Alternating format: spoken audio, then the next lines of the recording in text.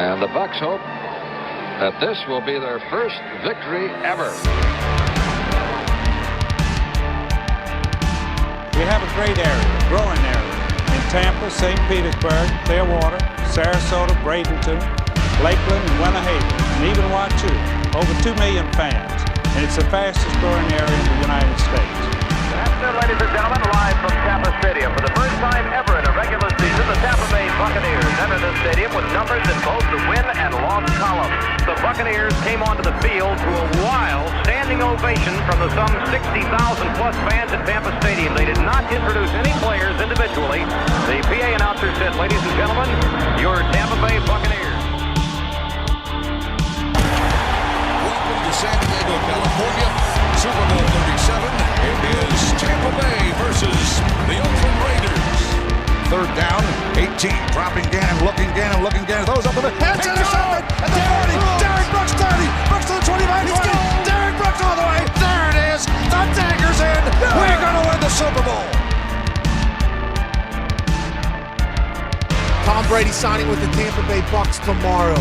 Holy hell. Everyone always says, why the Bucs, man? Why do you choose the Bucs? And it was a no-brainer. Brady has all kinds of time, throws toward the end zone. It is a caught ball. Touchdown, Tampa Bay, Mike Evans. 8 seconds, 7 seconds. Brady to throw, throws a deep pass downfield. Got Scotty Miller in the open, makes the catch. Touchdown, Tampa Bay. Super Bowl 55 will be underway at Raymond James Stadium. Here's the snap out of the gun. Play action fake pass to Gronkowski. He's going to score a touchdown. Touchdown Tampa Bay. Holy guacamole. Bucs are the Super Bowl champs. They can't stop the clock. And there the cannons go. Fire them. Keep on firing them. Keep on firing them.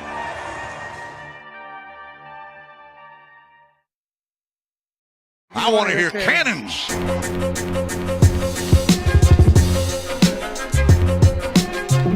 Three-step drop, throws toward the end zone. Caught ball, touchdown Tampa Bay. Mike Evans reaches up with one hand and grabs it in. Here they go again, tempo mode, dropping the throw. Winston out of the gun, throws to the left. It's intercepted into the 35. Outside the numbers to the 40, to the 35, to the 30, to the 25, to the 20, to the 15-10. Mike Edwards, touchdown Tampa Bay. That's the dagger, my friend. This is the Big Nasty. Yeah, Big Nasty Hall of Fame Tampa Bay Buccaneer fan, baby. This is Mike Allstott, Tampa Bay Buccaneers, and you're listening to the Cannon Fire Podcast. Cannon Fire Podcast, brother. You ain't listening, and you're missing out. Woo! And there the cannons go. Fire them.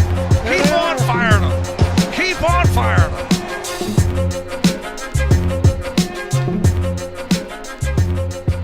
Hello and welcome, ladies and gentlemen, to the MrBucsNation Week 5 reaction stream between the Tampa Bay Buccaneers and the Atlanta Falcons. We are cooking. Good morning. Live on YouTube. I am not MrBucsNation. My name is Rhett Matthew. I am the host of the Cannon Fire Podcast right here on YouTube. Good friend of James. He is at the game today, so you guys are going to be hanging out with me today. If you were watching these reaction streams last year, we did the Bills game together. That was a lot of fun. The overtime finish with Brashad Perryman, who is inactive today, by the way. We'll get to the latest injury report for Tampa Bay. Has a couple of former Falcons missing in action today. So Mike Evans, Chris Godwin, Russell Gage are all going to be good to go. Julio Jones, for the 4th straight week, will not play. And that's kind of a shame. Would have loved to see him go up against his former team. As we get started here, Brashad Perryman also inactive today. Ace does YouTube. Chris Godwin is active today. Julio Jones is not. So we will have to wait until later in the season to see Julio square off against his old team. Let me double check and make sure. Let me know if the audio is coming in for you guys. If it comes in too harsh or anything like that, let me know as we're getting started here. Pleasure to be with you today. Excited for this one, man. The winner of today's game takes the lead in the NFC South. They will be first place in the NFC South. So I know a lot of people wanted to write off this Falcons team coming into this week with Marcus Mariota at quarterback and an offense that isn't that great, but I mean, they've been getting the job done. Evan God, what's up, man? Abraham, I think I pronounced that correctly. Trolley Johnson. Ace does YouTube. What channel is it on? It is on Fox 13. So if you are in Tampa Bay and you are in the market to get the Bucs game, it is on Fox 13 today. 1 o'clock.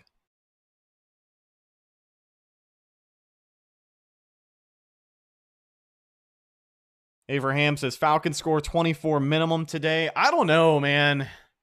I know a lot of people have this defense in the hot seat after last week, but it's hard for me to look at that game as anything else but like the outlier so far this season as to how they're going to play. Because those first 2 weeks of the year, I mean, those first 3 weeks of the year, even when you're playing Green Bay, I know Green Bay was playing hurt, but last I checked, I think the Giants just beat Green Bay. So I don't know if that's a testament to, them not really being that great on the offensive side of the ball. But when you only hold Aaron Rodgers to 14 points, I got to feel like the defense has been doing some stuff right.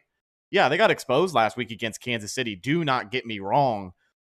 But let's be realistic here, folks. I mean, this is Pat Mahomes, and they came in there with a great game plan because the Bucs' game plan on defense was essentially the same thing it was in the Super Bowl. And with Kansas City not having Tyreek Hill, they don't have that, they don't have the option to play that style of football anymore.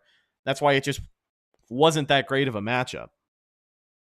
I think the defense gets it back together this week. And I know a lot of people call me an optimist here, but I think the offense easily scores 30 plus points this week. I mean, this is an Atlanta defense that, yeah, they're healthy. And with guys like Grady Jarrett on the interior defensive line, it's going to be interesting watching like Luke Gedeke today because he has really been going through it. But if this offensive line can hang up or hang tough, I think they're going to put up over 30 points on the Falcons. I think the Bucs are going to, I think a lot of people are going to like what they see from Tampa Bay today. Willie Beeman, the moderator, holding it down. Says Drake Delusional London said the Falcons will dethrone us in the division. Make sure you say hello to them today, defense. Absolutely. Hoping to hear some of that cannon fire in Raymond James Stadium. The third straight home game for Tampa Bay this week. And then they are back on the road next week. Next week being week 6, they will travel up to Pittsburgh. Play at Heinz Field against a rookie Kenny Pickett, more than likely. And a Pittsburgh Steelers defense that, as far as I know, is still missing TJ Watt. So that could be an interesting game. Akeem Hicks injury reason the defense is bad, says Trolley Johnson. I don't know, man. Like, I totally get it. The best ability is availability. And I do think this run defense has been leaky all year. I don't know if that's in part. I don't know if all of that, I can put all of that on Akeem Hicks. But this run defense does need to be better. But they also lead the NFL, or not lead the NFL, but I think they are third in the NFL in sacks. The Buccaneers defense, they have 14 sacks on the year. So it could be worse, I would like to see them pressure the quarterback today. It's going to be tough because Marcus Mariota, he's a shifty back. Atlanta likes to use him as a runner, and this defense has struggled in the past against guys like that. This is going to be a test for later on in the year, guys like Lamar Jackson playing with Baltimore. They've got the Bucs on Thursday Night Football. Brandon Michael, the other moderator, says, just hope the defense wasn't exposed on tape and other teams try to emulate what Kansas City did. Obviously, you can't emulate Mahomes, but I just mean our coverage being exposed. Yeah, I get what you mean. Yeah, 14 sacks in 4 games is not too shabby, especially for... I know this Bucs defense has had a reputation of being a better defense these last couple of years, but our pass rush has been subpar. I'd like to see them, really keep the pressure on and get a ton of sacks this year. Cactus Zach says, I think the main problem is just play calling on the offensive side of the ball, I assume. It'll be interesting to see what they roll out today. I think the Bucs, I don't want to say they're going to rely on Leonard Fournette because you want him to be as fresh as possible into the playoffs. And if you just run him into the ground to start the year, it's not going to be ideal. But I do think they're going to try and control the clock. And I think we'll see a healthy dose of the run game as opposed to last week because they only ran it 6 times last week. Abraham says they got to win against good teams, not feed off of bad teams. Yeah, and that's fair. But when you look at the 2 losses that the Buccaneers have so far this season, they lost to the Chiefs, they lost to the Packers. Now, the biggest thing that sucks about the Packers is the head-to-head tiebreaker later on in the year. If the Packers are competing for the 1 seed and the Bucs are at the 2 seed, or they're also knocking on the door for the 1 seed, that's where that's going to come into effect, and those games start to matter a lot more. But Kansas City, I mean, one of the best teams in the AFC. When we look at the AFC West, I know that this was kind of an overhyped division coming into the year, but the Chargers have been a little underwhelming. Russell Wilson in Denver has not been good. What's the other team in there? The Raiders are the Raiders. They have not been great, even with the new shiny toys on offense that they got for Derek Carr. So you lost to Aaron Rodgers and the best team in the AFC, the best quarterback in football with Pat Mahomes. I'm not ready to say that this team is sold out yet. They lost to 2 good teams in relatively close games. They made Kansas City a closer game. It felt like they got beat by 25 points, but it was only a 10-point loss. And then, of course, we know against Green Bay, they had a chance all the way down to the end.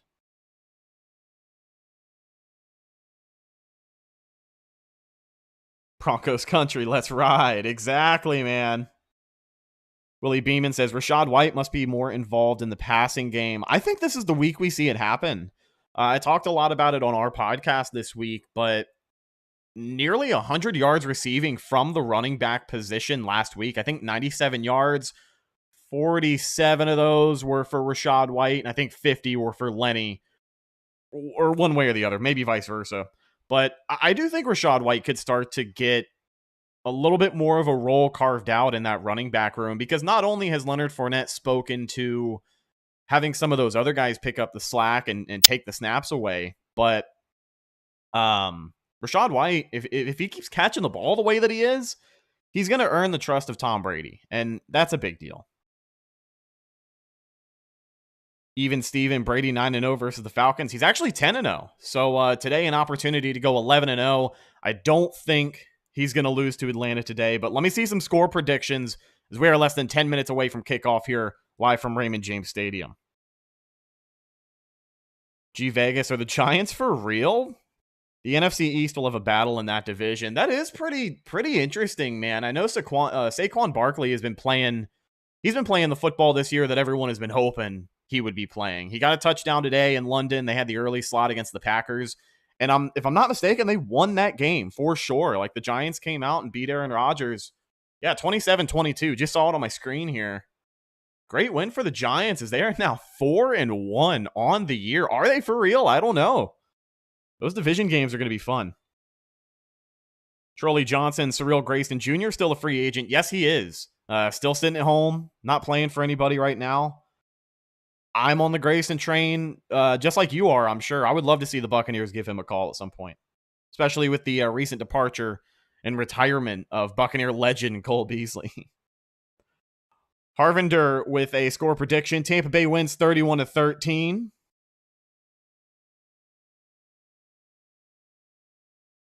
Brandon Burkhart says divorce Tom Brady throwing 6 touchdowns today. He's mad. And he does not like the Falcons. Tom Brady, his record speaks for itself. He does not lose to Atlanta. And that's why I've been telling everyone all week, I think the offense finally starts to come back around. I think Mike Evans gets 2 touchdowns. I don't think he's the leading receiver on the day, but I do think Mike Evans gets 2 touchdowns. Even Steven, 38-17. Tampa Bay. Yo says Tampa wins 35-17. Shady Brady checking it in. Pale Reaper calling it Tampa. Abraham, 27-24. Closer game than people think because of Mariota going to run all over this defense. I think that's a fair point. I do think that's a fair point. We kind of mentioned it briefly, how this run defense has been a little leaky. And Atlanta is good at running the ball. Even though they are missing Cordero Patterson, who's still on IR, that's a huge loss for them. And then Kyle Pitts also, who wasn't going to be a factor anyways. I mean, even without their starting running back, they have been putting up some great numbers running the football against some better run defenses in Tampa Bay so far this year. Is it raining in Tampa or a nice clear day? No, it's beautiful down here.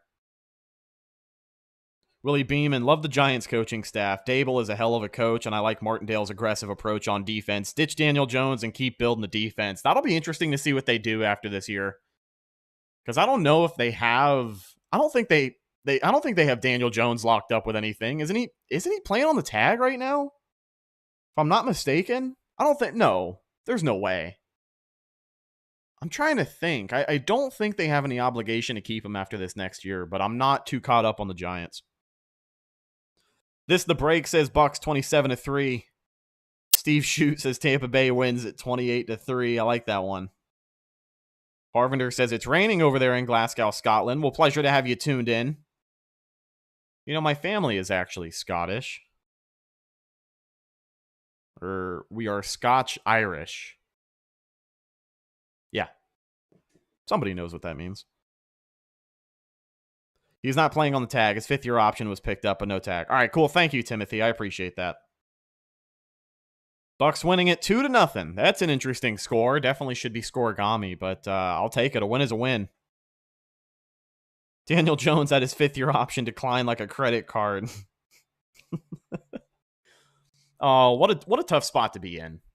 I mean, they are winning games with Daniel Jones right now, and the question is going to be, you know, can they win that division? Can they compete by the end of the year? And if they can, there's going to be a lot of people who are like, hey, just keep this kid around. Like, there's going to be your fair share of Daniel Jones defenders. Fire the Cannon says Bucs win 41-7. Getting jiggy with it, Bucs 45-17. Ace does YouTube, Bucs 42-13. I see a lot of people picking the Bucs to hang 40 points today. As much as I'd like to see it, I think a lot of things would have to go right on offense. But here we go on the live feed now. Both teams running onto the field. Atlanta, black jerseys, white pants. Tampa Bay in the white on white at home in Raymond James Stadium. It is a packed house, a beautiful day in Tampa, Florida. Really excited for this one.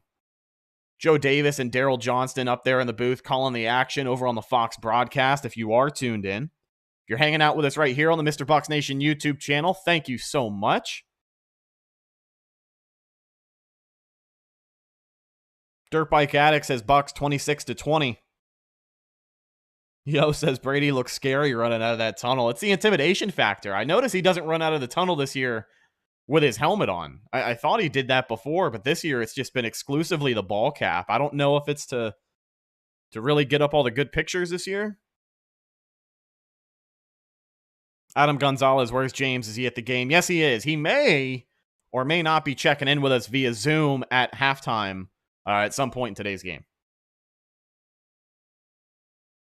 Lester Dean checking in straight from the Bahamas. Pleasure to have you.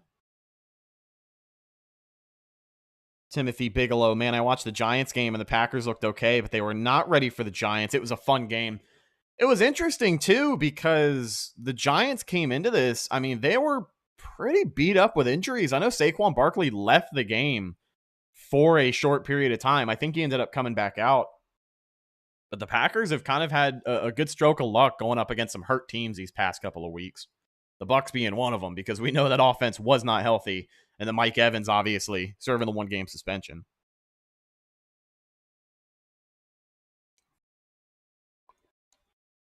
This is not an ad. But before we get started, have you guys ever had this body armor stuff? If you like Gatorade, if you like electrolytes, stuff like that, this is, oh, it's so good.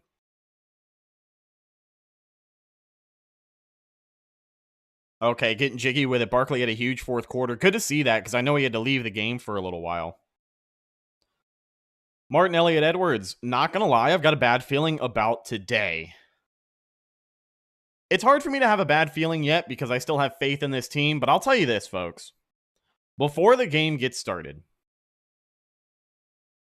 if the Buccaneers lose today's game, and they drop to 2-3, not only will they be under 500 for the first time in the Brady era since week 1 of 2020, not only will Tom Brady have lost his third game in a row for the first time in 20 years, not only all of that, but if they find a way to lose today, I just don't know if this team is going to be very good. You didn't hear me say it.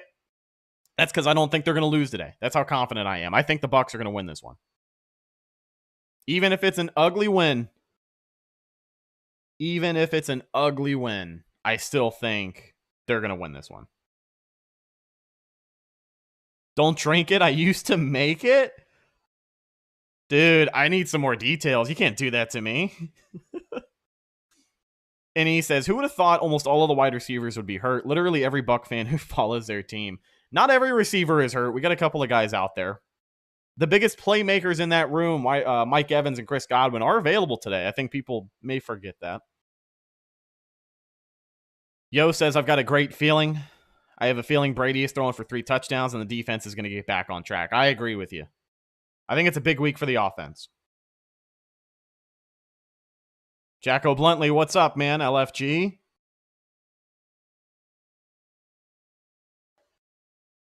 Watching the Danny DeVito Jersey Mike's commercial. I feel like I got to finish this and then never drink it again.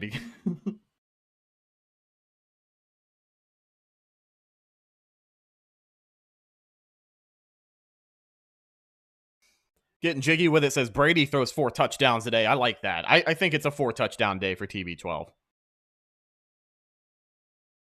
This the breaks. Bucs going to smash Atlanta, but the Bucs minus 23 at $1,500. I don't know what the line is, but I know they're not favored by that much. I bet you they're favored by like 7, though. By at least a touchdown. Anybody know what the line is for today's game? Jesse Dennis says Bucs 31-10. James is at Raymond James Stadium, probably finding his seat right about now, getting ready to watch the game in person. So I am filling in for him this week. 350 to 400 yards for the GOAT this week. I like it. Bucs minus 10. All right. So players are now on the field for the coin toss. The captains for Tampa Bay, Levante David, Devin White, Vita Vea. So all defensive captains out there. I would like to see a big game from Vita Vea today, to be honest with you. I feel like he's been a little quiet so far this year, and I know that that's the nature of his position at that defensive tackle spot, but maybe I'd like to see him get a sack today. Martin says, I picked the Bucs 27-19, but I expect the Falcons to make it interesting until the very end. I think if they run all over us, this could be a closer game, but I still think even by the end of it, if it's a closer game, Bucs are going to find a way to really I don't know, to really make it a comfortable win. Like, it seems like these Falcons games the last couple of years, they can play close, but at the end of it is when they crumble and they give up like 14 points in 2 minutes. You know what I mean? So I'm interested to see something like that happen. Maybe a touchdown, a quick interception afterwards. Then you can run it in, basically call it a game. Yeah, no Patterson and no Kyle Pitts for Atlanta today. Falcons win the toss and defer, so the Buccaneers will receive. We'll get a good look at Tom Brady in this offense. We'll see what Byron Leftwich brings to the table. Could we see a pick 6 today? The last time these two teams played in Raymond James Stadium, we saw 2 pick 6s in a row, pretty much, with Mike Edwards out there. So it could be interesting. I know it's not Matt Ryan throwing the football, but Marcus Mariota has been known to make mistakes.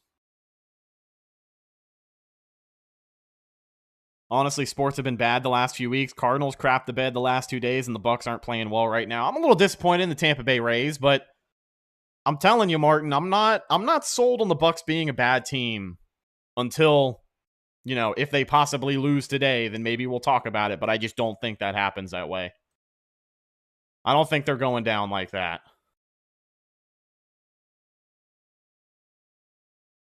Trying to get the live score up for you guys. I'll take that game day picture down here in a minute. But Bradley Pinion, the people's champ, number 13 for Atlanta. Ready to kick things off from the 35-yard line. Kick is up and away. Deep down into the corner. And he'll have room to return. I believe that's Rachaad White at the 10-yard line. Plows into traffic, and he'll be brought down just shy of the 20. Bucs will start 1st and 10 right around the 19-yard line, deep in their own territory.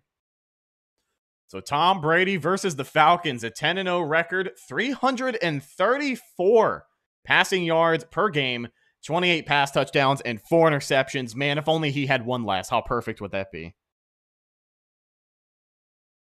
Also, Tom Brady in his entire career as a starter has never had a losing record after week 5. He'll line up under center. Fournette in the backfield. Jumbo tight end look for Tampa Bay on 1st down. Could be a run. Godwin, the motion man, over to the right side. It's play action here. Brady drops back, gets it out quick, and he's just got to let go of it. The pressure got there. He was looking for Fournette, and I don't think he could see over big Grady Jarrett who gets there. So the NFL ranks for Tampa Bay 31st in the league in rushing, 11th in passing, 25th total. I mean, even with the lack of production passing the football, the fact that they are a bubble top 10 team at passing the rock in the NFL, pretty interesting. Jumbo right side look here. Man in motion is Keeft. It's going to be a handoff to Leonard Fournette, who takes it up the gut, has some room, plows over a defender, and gets the first down for Tampa Bay. Big 13-yard gain for number 7. Love to see it. Also, if you get any negative feedback from me getting loud, let me know. I'll adjust the microphone as we go.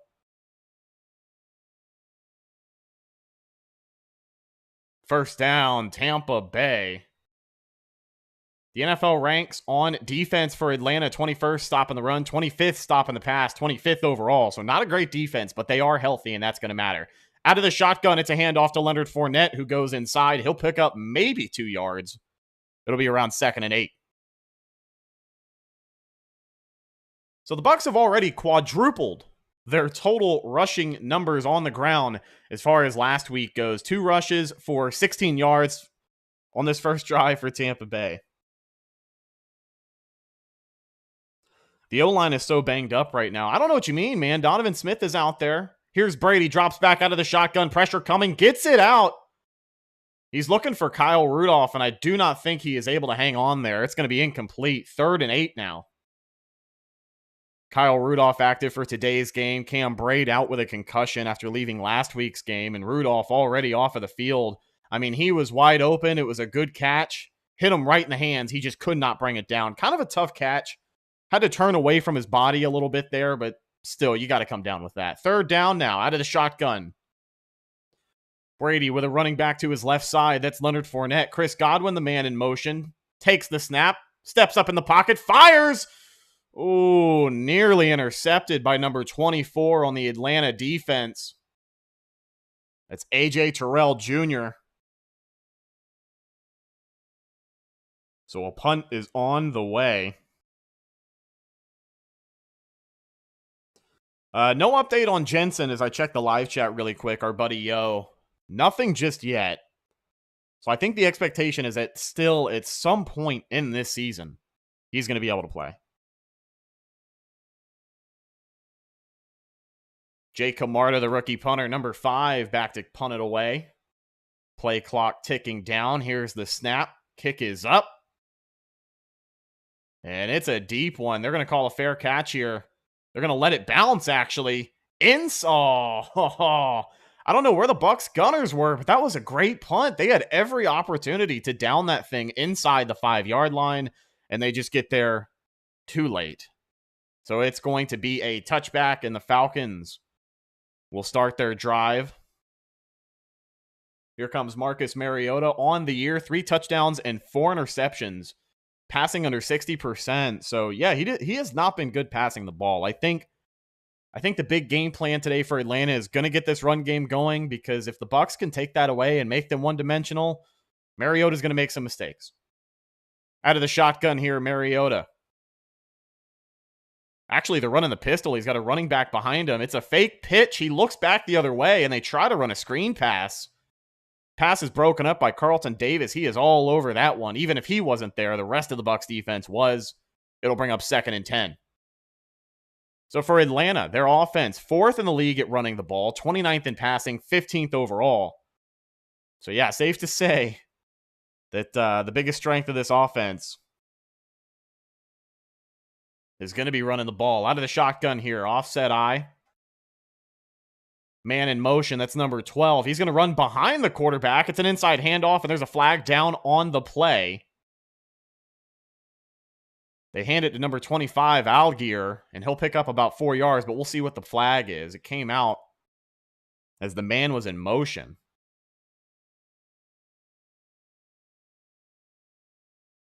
So it'll be against Tampa Bay. I'm not sure what the call was. But it's going to move the Bucs back a little bit here. I'll see if I can get some confirmation. Offsides, thank you. Here we go. Under center now with a tight end in motion from one end of the line to the other. Single back formation for Atlanta. Mariota has another man in motion. Takes the snap. It's a sweep to the left side. Joe Tryon-Shoyinka misses the tackle, but it's all right. Antoine Winfield Jr. able to knock him down in the backfield. Huge loss. It'll bring up 3rd and long. Great play there by JTS and Antoine Winfield Jr. You like to see number 9 make that tackle, but he was there and just completely unblocked. Essentially, he almost wrapped him up for like an 8-yard drop.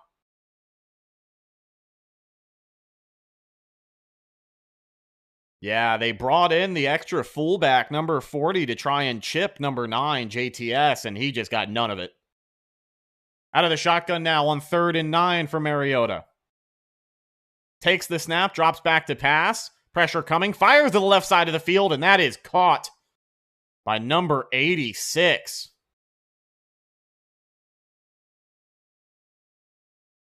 Man, one of the biggest things we've talked about with this Bucs defense so far early on in the year is getting off of the field on 3rd down, and they are just unable to do it. Sean Murphy bunting in coverage right there, and it's literally just a mismatch. If you're going to line up a guy like Sean Murphy bunting against a tight end that's 100 pounds heavier than him, that's what's going to happen every single time. They're going to make some changes for Atlanta now under center. Lots of guys in motion here. I formation. 5 seconds left to go on the play clock. Mariota takes the snap. It's play action. Rolls out to his left. Pressure coming. And he's going to find his man. But there we go. Antoine Winfield Jr. is able to make the play and knock it incomplete. Great play from 31, man. Antoine Winfield Jr. is just a physical football player. You play to the whistle, and that's what happened. Not able to reel it in. Pass falls incomplete. Love to see that, man. 2nd and 10 now from right around the 30-yard line. Out of the shotgun, Mariota with a man in motion. Running back on his hip. Takes the snap. Inside handoff. Play action over the top. He was looking for his receiver on the slant route, and the Bucs were all over it. He overthrowed him just a little bit. Because I'm going to be honest with you, if he did not overthrow his receiver right there, that guy was probably going to get his head taken off. Bucs were all over that one. It's now 3rd and 10 for Atlanta. Bucs obviously looking to get off of the field here. It's a 3-man front. So curious to see what kind of look the Bucs are bringing on defense here. Out of the shotgun for Mariota, takes the snap. Pressure coming. They're going to get there. Look at that. Joe Tryon-Shoyinka with a huge first drive to open the game. Let's look at this matchup right here. Coming off of the edge, it's a 3-man rush. Does not matter. JTS, a textbook spin move around the left tackle. He put that guy in a wash cycle, gets after Marcus Mariota, makes a huge play. That's the stuff you like to see from Joe Tryon-Shoyinka in his first year as a full-time starter for Tampa Bay. Bucs went to a dime package on 3rd and long. That pass rush is able to get there. Punt is away. It'll be a fair catch right around the 24-yard line, fielded by Jalen Darden, so he's going to be in for punt returns today. And we'll see Tom Brady and this offense come back on the field to give things another go. Still a 0-0 ball game as the TV broadcast will take a break. How about that, man? We talked a lot on our podcast this week about Joe Tryon-Shoyinka having a big game this week because, listen, I know people have him in the hot seat, but I do think some expectations are a little bit unrealistic. I think some people who were expecting JTS to be a 12-plus sack kind of player this year may be a little disappointed, but I love seeing him make a play like that. It gets people's attention, and I'm excited to watch this kid. He could have a big game today. That left tackle, he's been giving him some fits so far. Yo says, do we ever play with our home uniforms anymore? It seems like they do a couple of times a year. Sunday night football, Monday night football, they'll wear the red at home, but it really just depends on the weather. You know, today it's a 1 o'clock game, so it makes sense for the Bucs to be wearing white. Yeah, people acted like Joe Tryon was the second coming of Strahan, and I don't know why. I think it's just lofty expectations, you know. expectations are high for a team that's ready to win a Super Bowl, but you got to remember this guy is in his second season, his first full-time starting position. You know what I mean? Yeah, really nice move from JTS, says Willie Beeman. There you go, fans who were asking about him last week. Here, Peter, I got the scoreboard for you. Give me a second. Sorry about that, guys. So the problem is that, like, the live scoreboard for... There we go. That should work. Let me see here.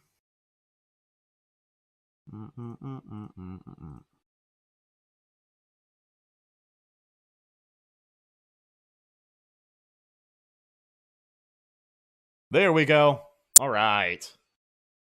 Hopefully we'll give you guys a better look there.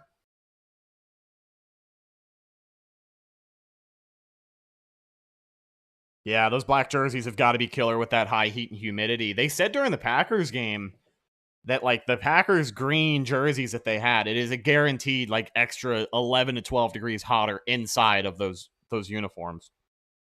And when you're in Raymond James Stadium, especially during 1 o'clock and on the field, it feels like 100 degrees, even if it's like 78 degrees outside.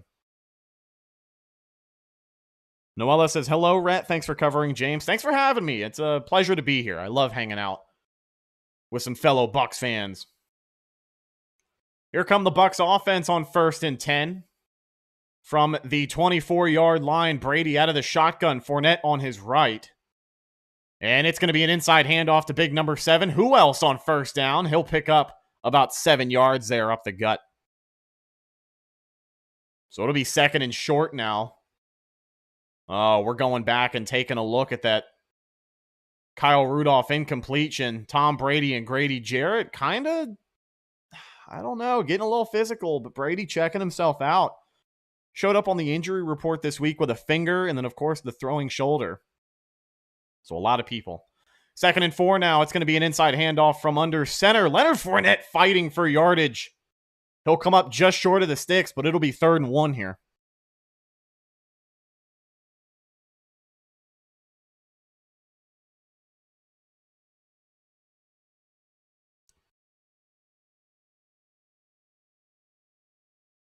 Here we go. 3rd and short with a chance to convert.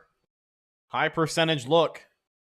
Tom Brady 0 for 3 to start this one, 0 yards. And it is a passing look. Tom Brady out of the shotgun all by himself. Oh, here comes Fournette checking over to his right side.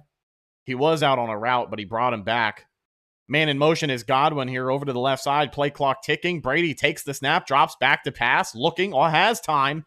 Fires to the left side and finds Chris Godwin, who makes the catch and picks up a couple of extra yards. Huge 1st down, Tampa Bay.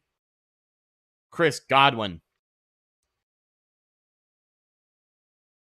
Kind of worried about him there as I saw the ball come out. I think Brady wishes he got that to him a little bit sooner because as soon as he caught that ball, he had to brace for impact, but it doesn't matter. When you get the ball to 14, 9 times out of 10, he's coming down with it. He makes a huge play for this Bucs offense. So he'll come off for the time being, and they'll bring out another package.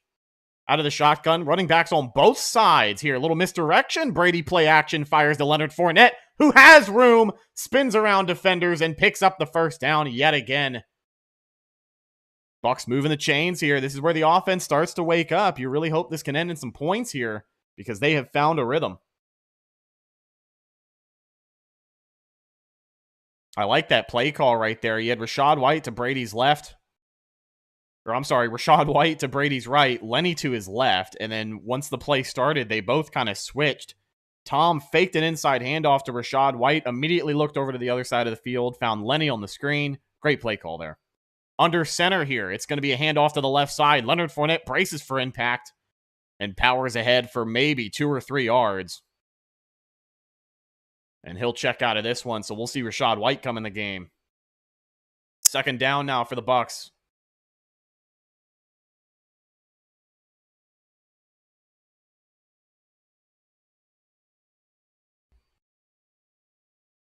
So now Rachaad White, number 29 in the game. Out of the shotgun here, Brady on 2nd and 8. Sends White in motion, so he's back there by himself. Here comes the snap. Quick pass over to the right side. I believe that's Chris Godwin with the reception. Yes, it is. 2 on the day so far for big 1-4, and he'll pick up about 5 or 6 yards. Really had to go low to get that. But those are the type of catches that I think are underappreciated at the wide receiver position, and people have praised Chris Godwin. Other receivers have praised Chris Godwin for his ability to do stuff like that. 3rd and 3 now for Tampa Bay. Rachaad White still in the game. Brady out of the shotgun. 2 receivers to his left, 1 on the right. Pressure coming, drops back, fires over the middle, finds his receiver. Who else? Big 1-4, Chris Godwin with the first down reception. The Buccaneers move the chains yet again.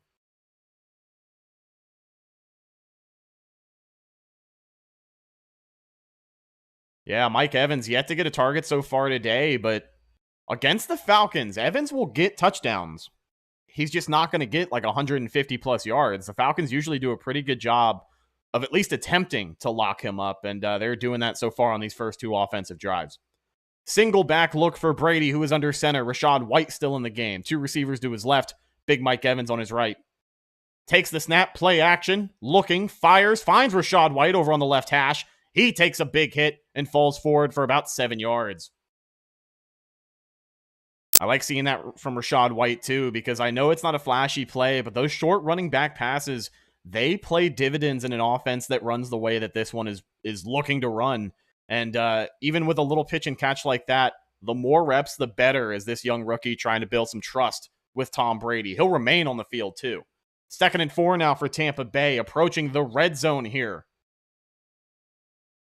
From the 17-yard line. 59 yards on this current drive. Out of the shotgun, heavy receivers on the right. Jumbo tight end on the left. Brady takes the snap. Pressure coming, has time, fires over the middle, cannot find his man. Not sure if he was looking for Rudolph on that one or a receiver a little bit further down the field. I think he is looking for Kyle Rudolph. That's his 2nd target today, cannot bring it in.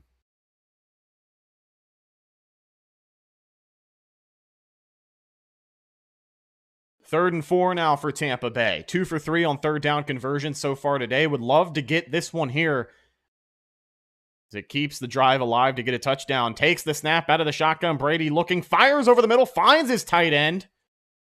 That's the rookie, Cade Otton, with a huge play, and I think he may have gotten the first down. We'll see where he spots it. That's a big play from another one of those guys from this 2022 rookie class looking to contribute. Big play from Cade Otton there. This offense, they have certainly felt his presence so far this year. They're slowing it down. That's totally a first down. I don't see any reason they don't. Yeah, big play by Cade Otton there. They're going to rule it. Are they really going to rule it short? Right now, the ruling on my field is 4th and 1. They're going to bring out the chain gang. No way. They're going to rule this one about 2 feet short of the line to beat. So it's going to bring up a pretty interesting situation here on 4th and 1 inside the red zone. This Bucs offense is going to stay on the field. Bucs are going to go for it on 4th and 1. Yeah, they shouldn't have ruled that short at all. Unless the TV marker was incorrect, which also does happen. But unless it was off by that much, that was a first down and then some. So Brady under center here. Leonard Fournette, single back look. Could be a quarterback sneak. We know Brady at 6'5" is one of the best in the league at doing it. It's going to be a handoff up the gut to Leonard Fournette. I don't know if he got there. The Falcons are saying no, he didn't. He got eaten up pretty much at the line of scrimmage, but all that matters is getting the ball across the plane. We'll see if they give it to him, but I don't know if he did. Looking for a gap and just really didn't find anything.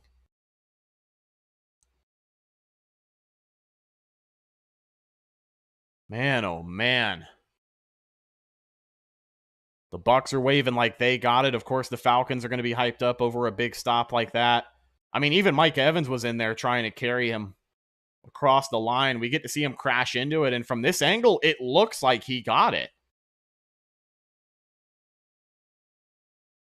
They're going to bring out the chains here again, and I think they're going to mark him short yet again. Just another spot for this Falcons defense, and they will cause the turnover on 4th and 1. A huge red zone stand And this Buccaneers defense is out on the field. 0 points for Tampa Bay. Man. Yeah, curious as to why they didn't challenge that there. I feel like, you know, it's the first half. Even if you feel like you're wasting a timeout, it's the first half. That's kind of when you go ahead and feel strongly enough about a challenge that may or may not be correct. But I think they could have challenged that right there. If Bruce Arians is still on the sidelines, 110% they challenge it because he loved to do that. But yeah, still a stalemate here. Nothing between these two teams. Atlanta is going to take over at their own 15-yard line. Yeah, 2 bad spots in a row, says Brandon Michael. I agree. That first one, Kyle Rudolph, I can 100% agree that was a bad spot. That second one, what are you going to do? You know what I mean? But unfortunately, it means the Buccaneers do not come away with any points on that one. Just call me MK. Says, everyone make sure to hit the thumbs up button. Thank you, actually. Yeah, let's make sure we do that, folks. Filling in for my good buddy James this week. He is having fun at the game from Raymond James Stadium. Maybe we'll get a report or a check-in from him sometime today. Really beaming, not enough push up front. Yeah, I mean, the Falcons, when you've got Grady Jarrett pulling double teams in the middle of your line, it's going to take a pretty big push, and that interior just did not get there. Guys like Robert Hainsey, Luke Gedeke, that left side of the line did not give him the push he needed. Yeah, should have put Vita Vea in at running back. Maybe you could have converted right there when you got 350-plus pounds of Polynesian power coming at you full speed. How are you going to stop that?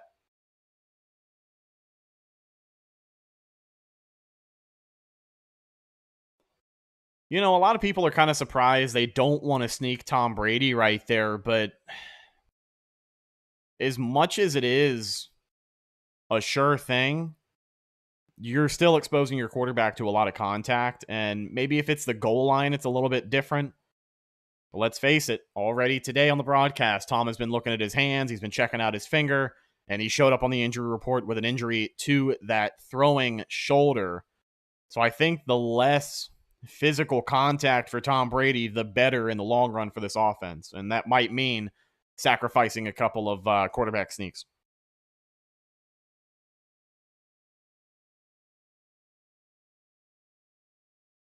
Would love to see how the defense comes out here. They've obviously shut out Atlanta so far in this game.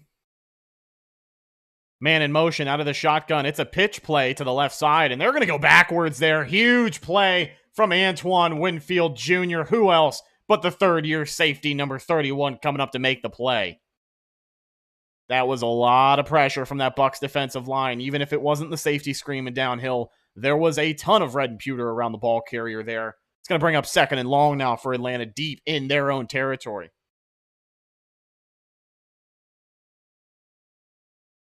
Play clock is running right around 4.5 minutes. From the 13-yard line, out of the pistol, Mariota.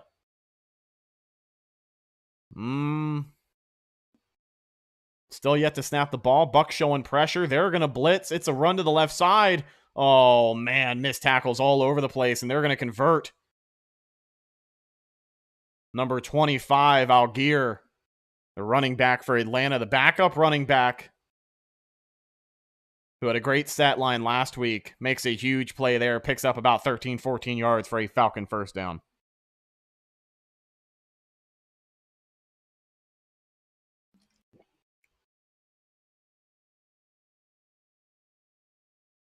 Three and a half minutes left to go in the first quarter here. Out of the shotgun, all by himself back there. Marcus Mariota takes the snap, looks to pass, pressure coming, steps up, fires to the right side, and he's going to overthrow his receiver. Does not matter. That's the rookie Drake London. Carlton Davis is all over it.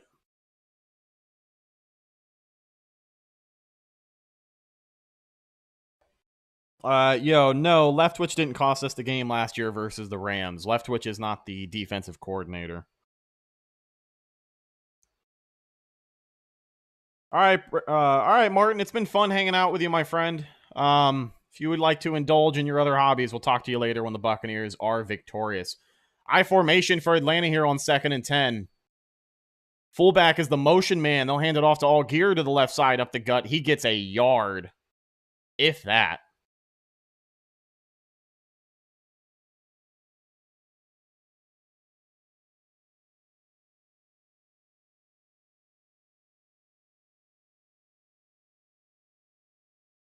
Tyler Algier.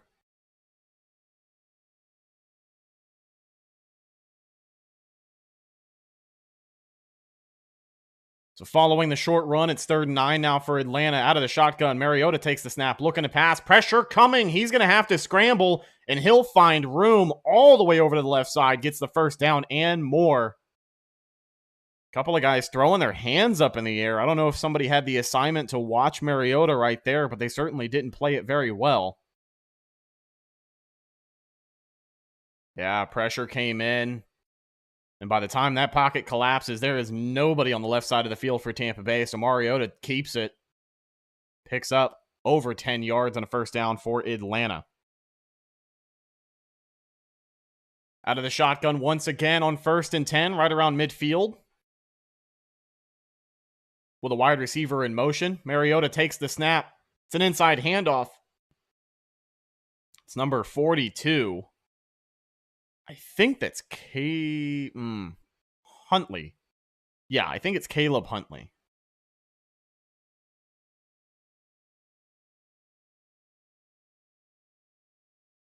So he's going to stay in the ball game here. 2nd and 6 now. It'll be a pistol look for Marcus Mariota in the offense. One running back checks up to the line of scrimmage.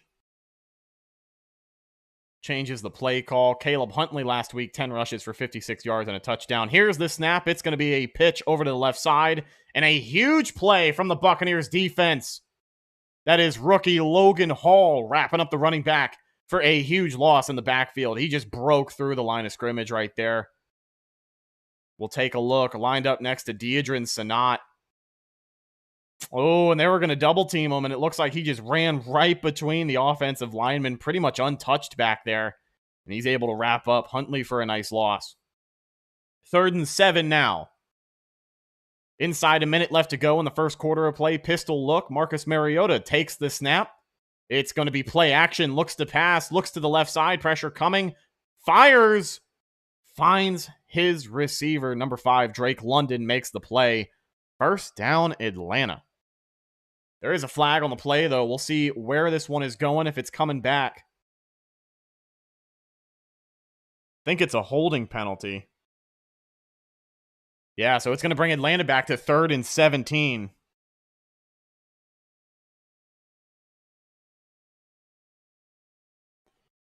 I'll tell you what, 3rd and 17. If this defense cannot find a way to get off of the field here, then it could be a long afternoon. Because the Falcons, believe it or not, have not run the ball as much as I thought they would in the early going here.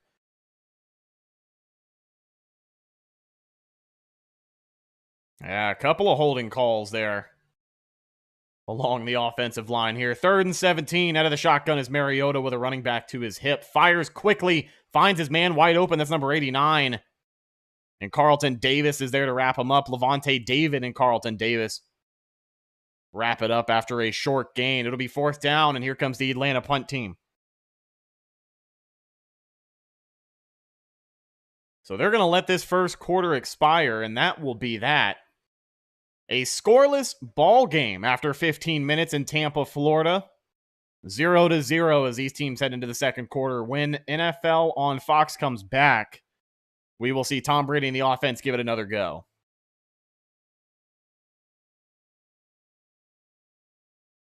Man, oh man.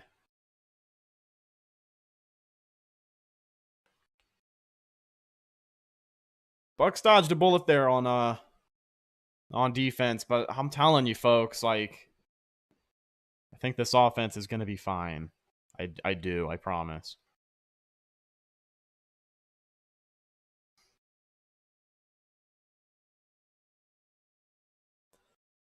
So on offense, the Buccaneers outgained the Falcons 78 yards to 47 yards in that first quarter. But obviously everyone talking about the defensive stop on 4th and 1 for Atlanta. That's huge. Like the Bucs, even if they decide to just kick the field goal right there, you come away with points, but no risk it, no biscuit offense. You're going to go for the first down. You're going to play for the touchdown. And when it's early in the game, you can still do that. But it is still a 0-0 ball game.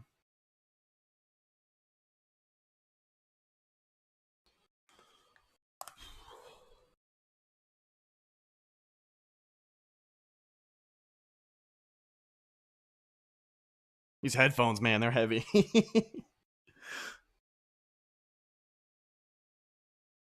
So how are we feeling, folks? I know we got a couple of bad spots. I know we got a couple of third downs that you would like to get back for the defense, but how are we feeling? Thoughts on the game?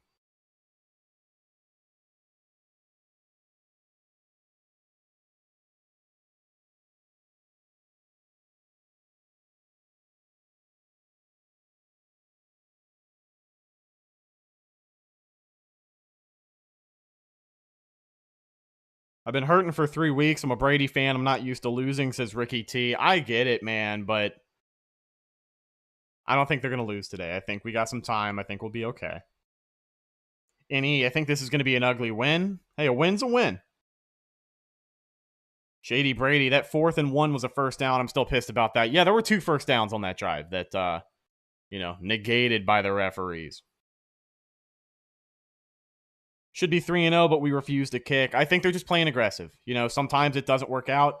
Listen, if they go for it on 4th and 1 right there and they get it, we're all sitting here praising Byron Leftwich, Tom Brady, in this offense for, feeling risky. Here is the punt now. Bradley Pinion, the man back deep from right around the 40-yard line, puts toe to leather. It is way up in the air, and it's going to be a good spot for the Falcons. They'll bring it down right around the 11-yard line. So a solid punt. And the Buccaneers offense going to get started deep in their own territory. Here comes Brady and the starters.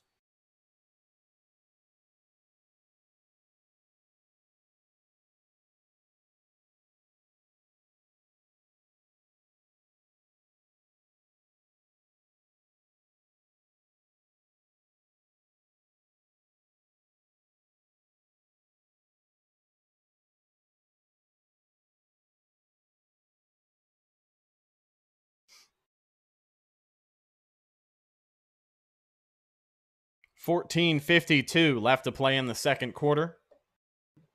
Still a 0-0 ball game. We get a look at Mike Evans, who has had no targets so far today. We'll see if he can get involved on this drive here. Out of the shotgun, Brady with a running back to his right. That is Rachaad White. No Leonard Fournette in the game. So we'll see if it's a passing look here. Brady takes the snap, looks to pass, finds Cade Otton over the middle, and he picks up about 6 to 7 yards.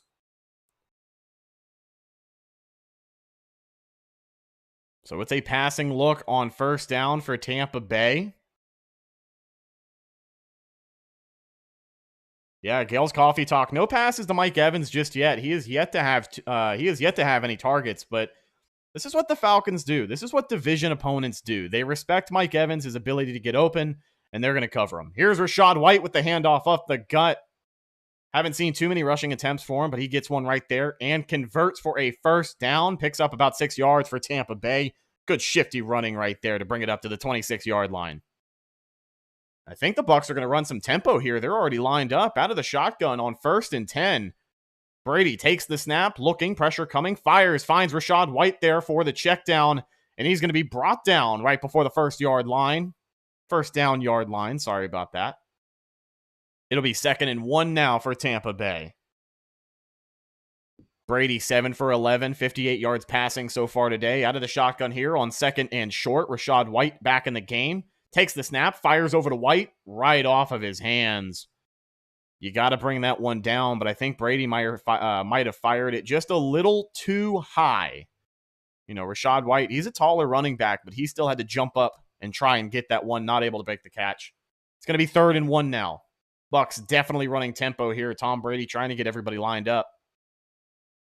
Out of the shotgun with an extra blocker. It's an inside handoff to Rachaad White. He makes a move around a defender. Finds the first down for a pickup of 5 yards. 1st and 10, Tampa Bay. Look at Rachaad White coming into this game. Couple of first downs, couple of catches. I know he had the drop. But like I said, hard to be too upset about the drop. He takes a big hit right there. And Leonard Fournette now back in the game on 1st and 10. Brady out of the shotgun, takes the snap. Pressure coming. Has time. Pressure coming. Pump fakes. Finds Leonard Fournette, who stumbles over a defender. He'll pick up about 4 yards there on the check down pass. Brady with some quick thinking there. Had to pump fake 2 or 3 times. That pressure was definitely closing in. And the Bucs are already lined up here. 2nd and 5. They keep zooming in on Tom's hand. He takes the snap out of the shotgun here. Pressure coming. Fires over the middle of the field. Finds Cade Otton for yet another first down. Look at the big rookie coming in here and making his presence felt.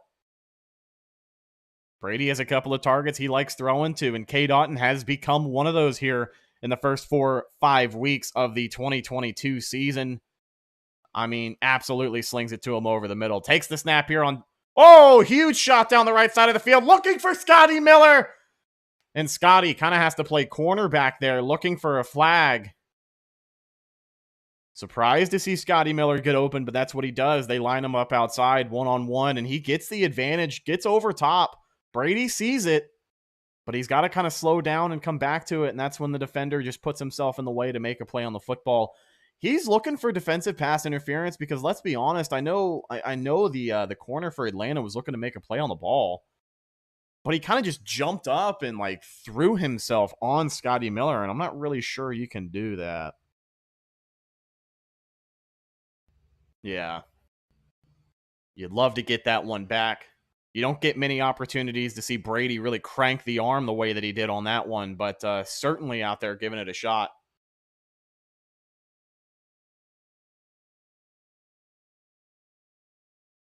So it looks like we'll take a break in the action. Still a nothing ball game.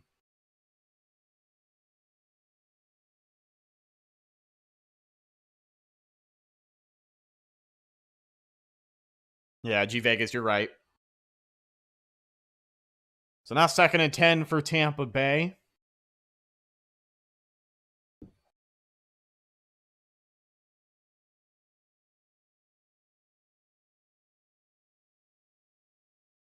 So Cade Otton coming into this game only had 4 catches in 3 games so far this season, but he's got 3 catches for 21 yards so far today.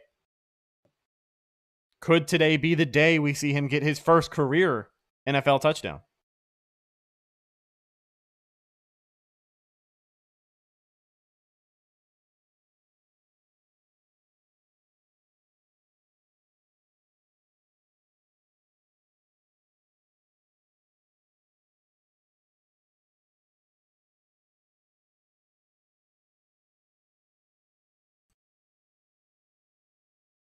Ace does YouTube. Is Tom's arm and hand going to be okay? Yeah, I think he'll be fine.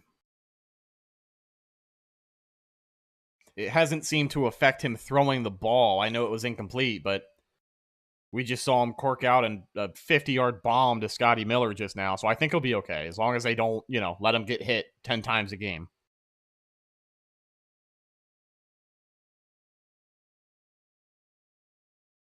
Yeah. Scotty definitely had him beat there. It kind of sucks because, once he turned around, slowed down, looked for the ball, the corner had a much better idea of what he was looking for. He knew it was coming in, had a chance to catch Scotty. It's just not what you want.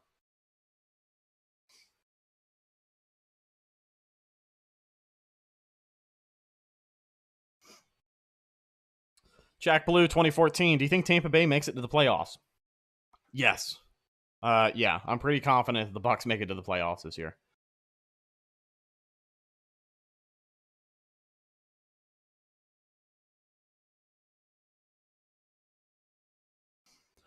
So just a reminder, before we get back into the action, if you guys are hanging out with us today, immediately following the end of the game, I'm going to wrap up this stream, and then we're going to go live with my podcast, the Cannon Fire Podcast, to our game review show. That'll be right after the game today. Here we go. Out of the shotgun, Brady takes the snap. Fournette in the game. Finds Fournette out of the backfield. He'll shimmy and shake a defender. Come up with about 6 or 7 yards there on the quick pass. It's now 3rd and 3 for Tampa Bay. Bucs still running some tempo here. Brady got everybody lined up. Out of the shotgun, Fournette still in the game. 2 receivers on the right. 1 to the left. Out of the shotgun, takes the snap, pressure coming, fires to the left side, looking up top for Mike Evans. Holy hell, what a catch, ladies and gentlemen. That is big Mike Evans, your wide receiver 1, and that's why he gets paid what he does. Ladies and gentlemen, what a catch. Great athleticism from Mike Evans there. Fights away the coverage and just basically stretches himself out to go up and get that one. That's big Mike football. Man, Mike Evans. That stuff is awesome. Looked like an overthrow. Like when Tom let it go and they were showing it come up, it looked like it was overthrown. But Evans, yikes, kind of laboring himself off of the field there, and he is down. All right, he is back up on his feet. Kind of limping off, but unassisted. Now he's running off of the field, so a positive sign. Could have just slightly tweaked something there, but it'll be interesting to monitor Mike Evans for the rest of this game as he makes his way back to the sideline now. So he is up. He was down, but he was not down for long. And now he's sitting on the bench. Oh, man. Yeah, he looks like he's in pain. It could be that Florida heat, could be cramps. Mike has always struggled with that, but he is already up, back, walking around on the sideline. Trainers trying to talk to him. And he's standing there. He looks like he's ready to go back into the game at some point. We'll keep an eye on that. But now the Buccaneers in scoring position. Tom Brady. Single back look under center.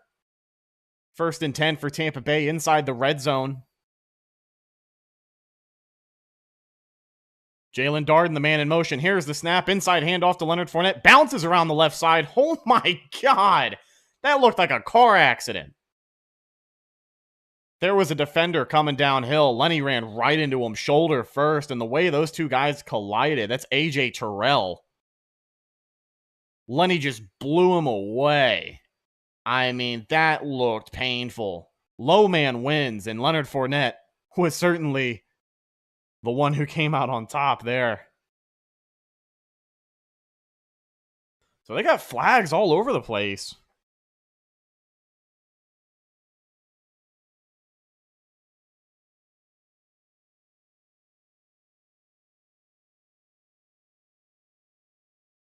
Still waiting to see what the flag is here.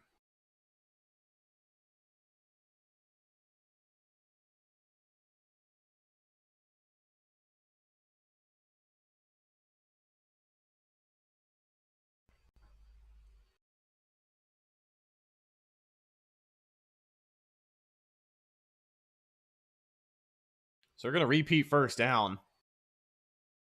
Personal foul on the offense. O'Keefe flag for holding. You get a good look there. It is holding. Unfortunately, that's going to be holding every time, man. We get a shot of Mike Evans over there on the sideline. He's ready to go. He's ready to go. He's still got his helmet on. His gloves are on. I think he's waiting to get back in the game at some point. So now on 1st and 22. We're going to get another stoppage here. Not sure what's going on. I don't even think the players know what's going on. The referee's getting together now. Yeah, Todd Bowles shrugging. Nobody really knows what's going on right now. The refs have just stopped the game.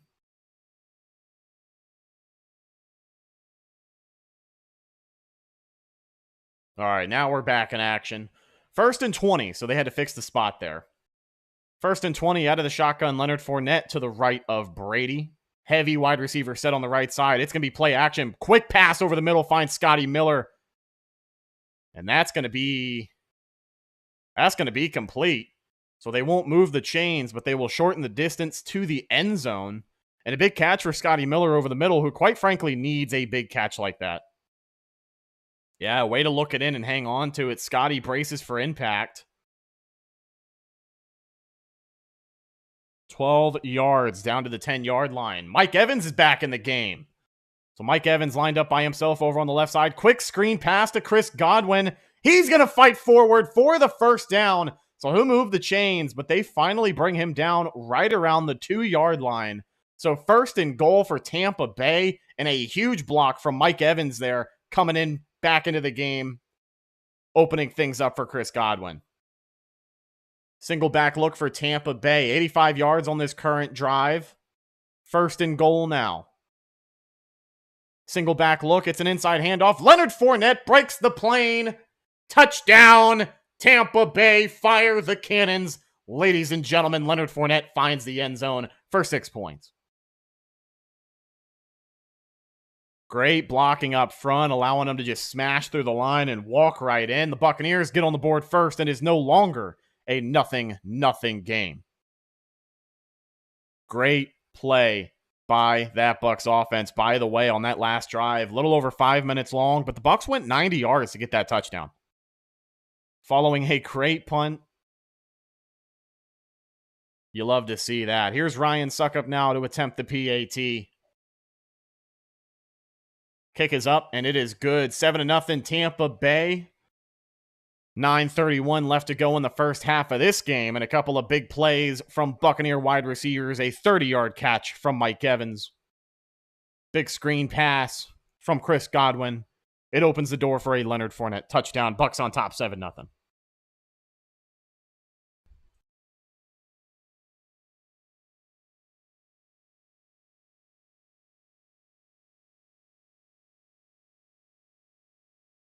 So during that last PAT, there was a fan on the field on the 20-yard line. I guess nobody noticed because everyone was watching the kick.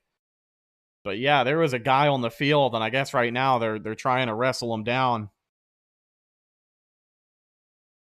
So Leonard Fournette on that last drive punches it in for a 1-yard touchdown. If you're just joining us, Bucs lead 7-0. Leonard Fournette ties Peyton Barber, Ernest Graham, and Lars Tate for the 10th most rushing touchdowns in team history now, with 15 touchdowns in a Buccaneer uniform.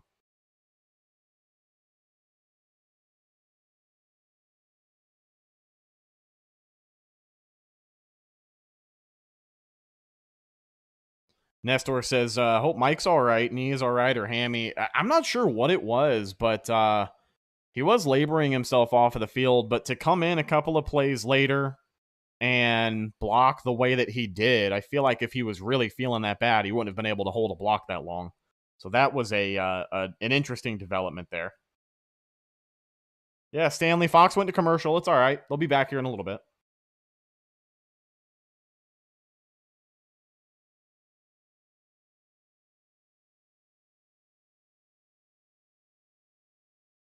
So a solid start for Tom Brady, 14 for 20, 137 yards, and a touchdown. Well, not a touchdown through the air, but the Leonard Fournette touchdown on that last drive gives the Bucs a 7-0 lead. An 88-yard drive for the Buccaneers on that one.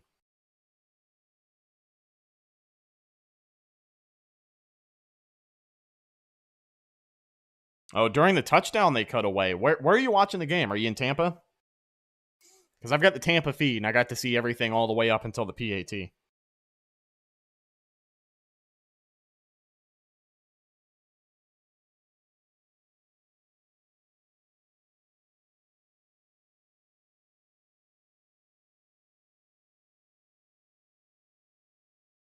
Yeah, Nestor, defense should be well rested. A good long 6-minute drive there. I know the Bucs were running tempo for most of it, but even with the efficiency, the time it took them to get down the field, would love to see a fresh defense here to close out the first half.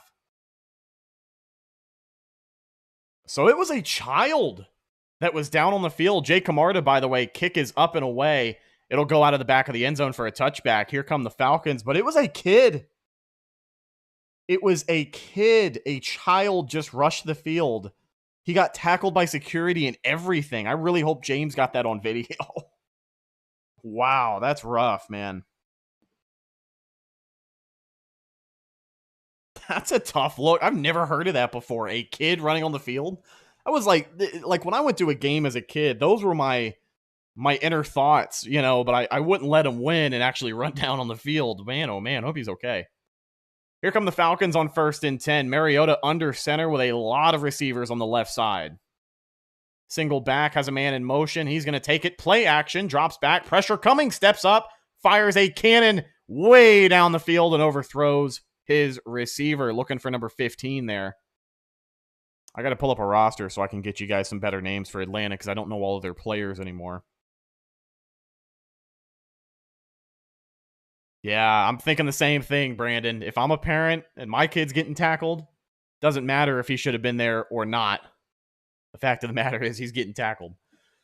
So just on the day, production for Tampa Bay, 176 total yards of offense in this first half. Only 46 for Atlanta. 14 of those come from passing the ball. Out of the shotgun, here's Mariota waiting the snap. On 2nd and 10, drops back. Pressure coming. Will Golston gets a hand on him, but he gets away. Oh, a lot of missed tackles there. And that's number 12, the wide receiver, Hodge. Incomplete. Good Lord. Sorry. There was a lot happening on that play. So we're going to get the slow-mo replay. Pressure comes from Tampa Bay, and it's that big interior push. Will Golston got a hand on Mariota.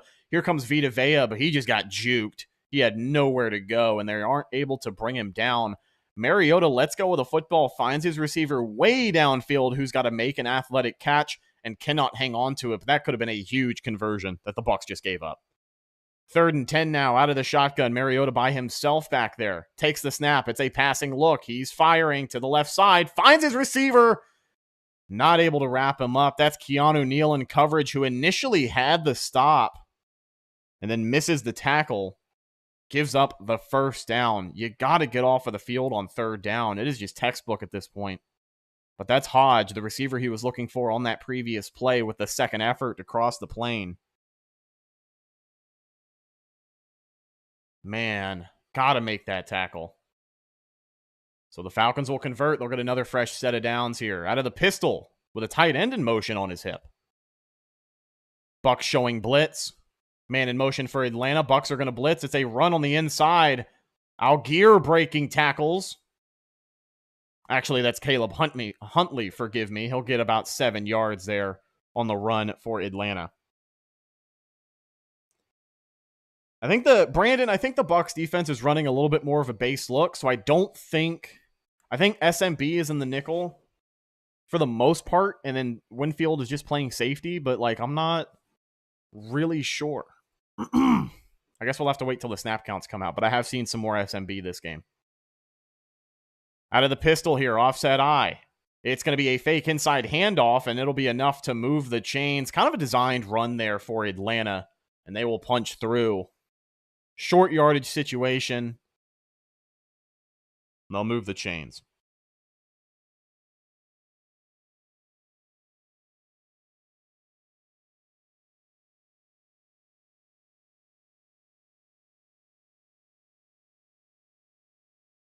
So here's Atlanta on 1st and 10 after the conversion. Single back. Under center is Marcus Mariota with a man in motion. Play clock ticking. He'll take the snap. It's play action. Rolls out to the right. Pressure coming. That's Devin White. Still able to complete the pass and get away from the defenders, but that might have been the most extravagant 0-yard play in NFL history. So it'll be no gain there, but Marcus Mariota, he's able to dodge the sack yet again. Carl Nassib and Devin White were all over him there, and he's able to get away from both.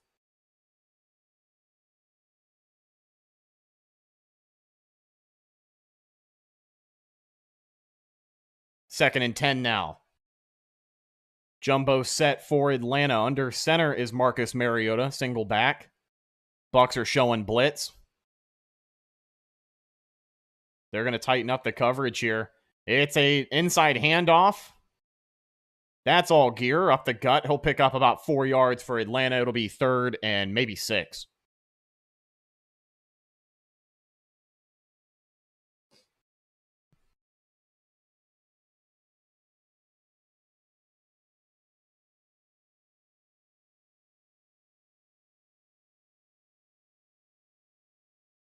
Third and 7 now for Tampa Bay. Can see the crowd getting involved in this game. Out of the shotgun, here is Marcus Mariota looking to convert yet again on this drive from midfield. The Buccaneers playing man. Here's the snap. Mariota drops back. Pressure coming. Joe Tryon Shoyinka almost there, but it does not matter. Mariota gets the pass off. He's looking for Drake London. Could not find him. Pass falls incomplete. It's Antoine Winfield Jr. in the coverage there, but a great rep for JTS, because had Mariota not let go of that ball, he was going down for the second time today. Good stop for this Bucs defense. Jalen Darden in the backfield now, ready to get after the punt. Bradley Pinion, former Tampa Bay Buccaneer, going to kick this one away.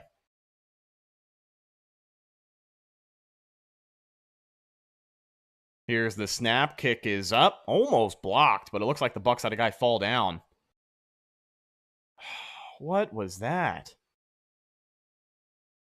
Come on, guys. What are we doing? Are we not going to throw a flag for that?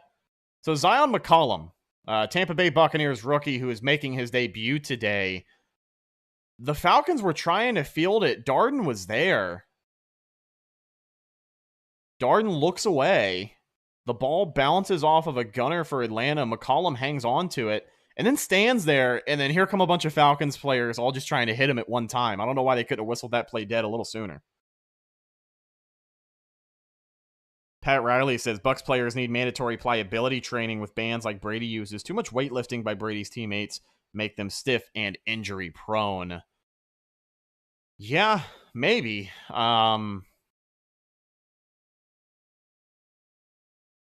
Yeah, maybe.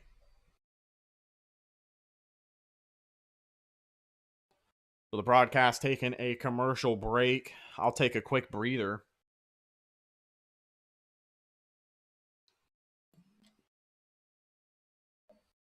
Filling in for James is always fun, but man, is it a lot of talking. Pleasure to be here with you guys, though. If you're watching, we got right around 450 people in the live stream right now. Drop a thumbs up, subscribe to the channel if you have not already for more great Tampa Bay Buccaneers content.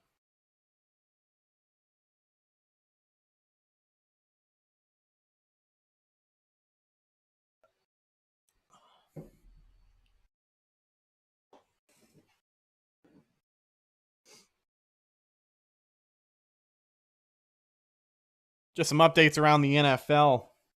Miami Dolphins backup quarterback Teddy Bridgewater is now out for the rest of today's game with a concussion and an elbow injury, so not great news.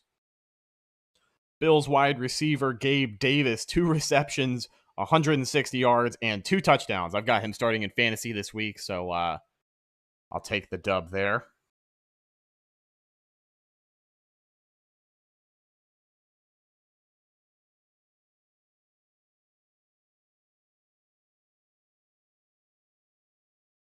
Gary, thank you so much, my man.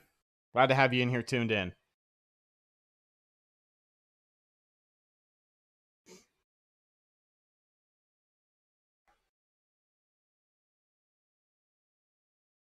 Thank you, guys. I really appreciate it.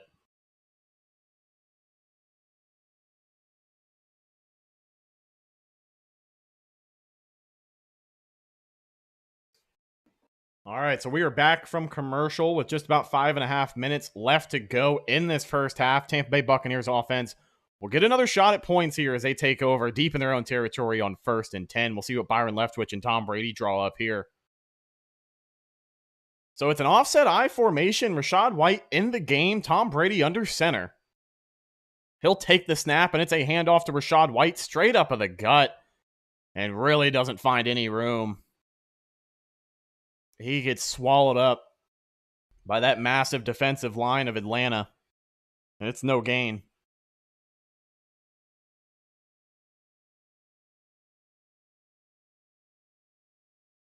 "29 offensive plays so far for Tampa Bay, and this one, 22 for Atlanta. Rachaad White still in the game. They'll come out here on the shotgun. Brady motions him out.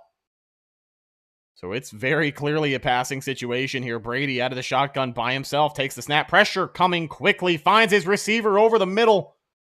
And he'll get a first down and much more. That is, who else? The former Atlanta Falcon, Russell Gage, making his first catch of the day against his former team, the Atlanta Falcons. He'll come up with a huge first down conversion for Tampa Bay on that one. That pressure on the left side came in quick. Luke Gedeke, almost like Grady Jarrett in there. Brady luckily able to find 17 just in time. Out of the shotgun here on 1st and 10. Brady, quick pass over to the right side. Finds Cade Otton for his 4th catch today, and he'll fight ahead for a good 6 or 7 yards on that one. 2nd and short, Tampa Bay. Gonna run some more tempo. Guys are hurrying up to the line. This is what the Bucs usually do whenever they run this 2-minute type of play calling here. Brady runs a tight ship. 2nd and 3 now out of the shotgun. Rachaad White still in the game. Brady takes the snap. Pressure coming, has time, fires to the right side of the field, finds Scotty Miller over the middle, who has the first down catch and a little bit more. A good coming out party for Scotty Miller so far. Great couple of catches to start this game off.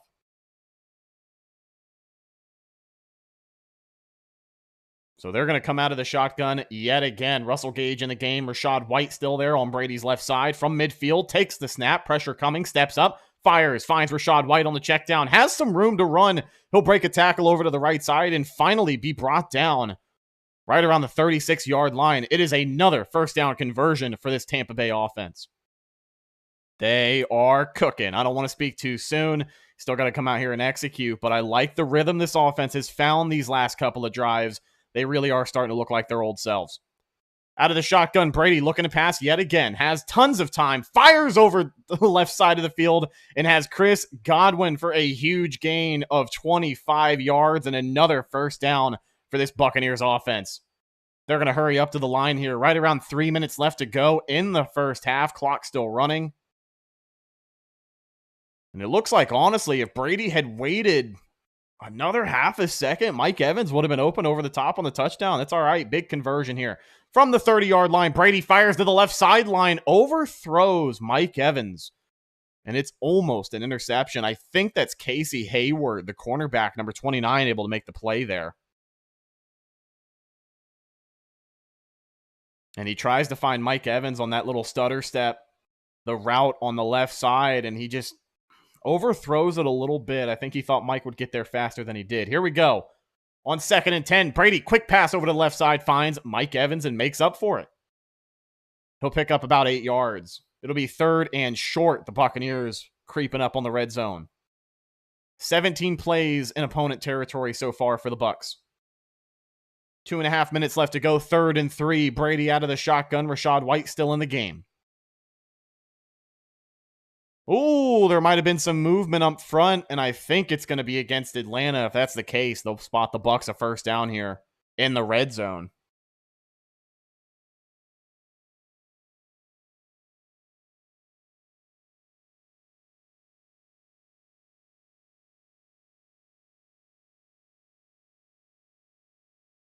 So they're going to call this. Wow, they're going to call this on Tampa Bay. They'll say it was Shaq Mason. They'll say it was a false start on Shaq Mason. So it turns that 3rd and short into a 3rd and 8 at the 22-yard line now. Even if the Bucs can't convert, you got to be interested to see if they can come away with a field goal, make it a 2-possession game. But a little bit of a deeper hole, doesn't matter. 3rd and 8 now for Tampa Bay. Brady out of the shotgun, waiting for the snap. Here's the snap. Fournette in the game. Brady has time, fires over the middle, finds his man. That's the tight end. Cade Otton with a catch inside the 10-yard line. First down, Tampa Bay. Cade Otton really breaking out this week. You love to see it. What a productive first half for the rookie tight end. Man, what a great snag. Braces for contact, gets up, and he is fired up. Just a huge game for Cade Otton, slowly but surely bringing in some production to the tight end position. They're going to take a commercial break over on Fox really quickly. His 5th catch of the day, 12 yards and another first down conversion. Guy has been balling today. Buck Wild, what's up, man? Must have been partying last night if you just woke up. Miguel, I don't want to get too excited, man. It's hard to replace a first ballot Hall of Famer, but the fact that not only are we seeing this level of production from his replacement, but, Cade Otton is a rookie. The fact that he's out here producing and Tom trusts him as a target this much already, that could be great news for the rest of the season on the offensive side of the ball, so long as he can stay healthy.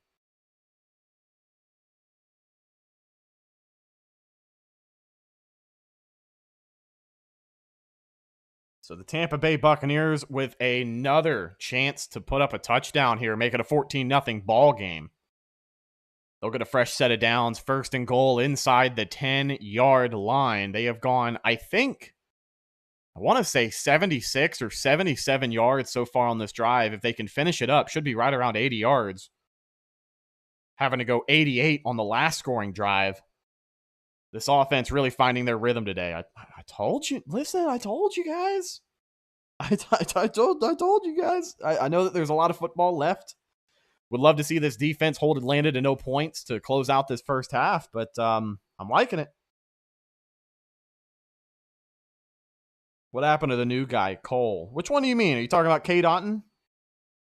Oh, Cole Beasley. Yeah, he retired. I don't know what that was about, but he retired. Jason Ares, what's up, man? Yes, it is me. I am filling in for James today. He is at the game. Maybe we'll check in with him at halftime. I'm actually going to check him and see.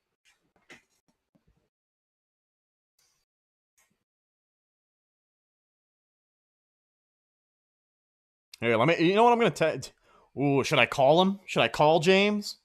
All right, we're going to call James real quick. We'll see if he answers. I don't think he will. But I want to bug him. This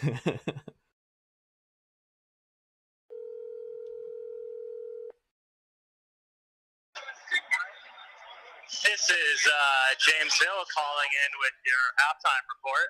Hey, James. So we got a minute and a half left to go in this first half. Can you hear me? I can hear you. Can you hear me? Yeah. So you are coming in loud and clear. You are live on YouTube right now, hanging out with us.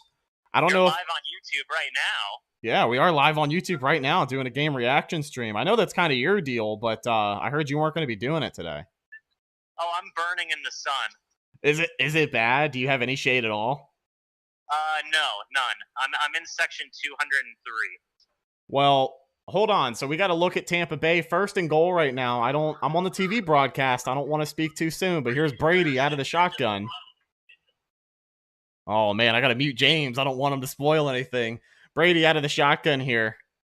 Drops back, passing look, fires, finds. Oh, looking for Cade Otton on a screen pass there, and it's going to go in and out of his hands.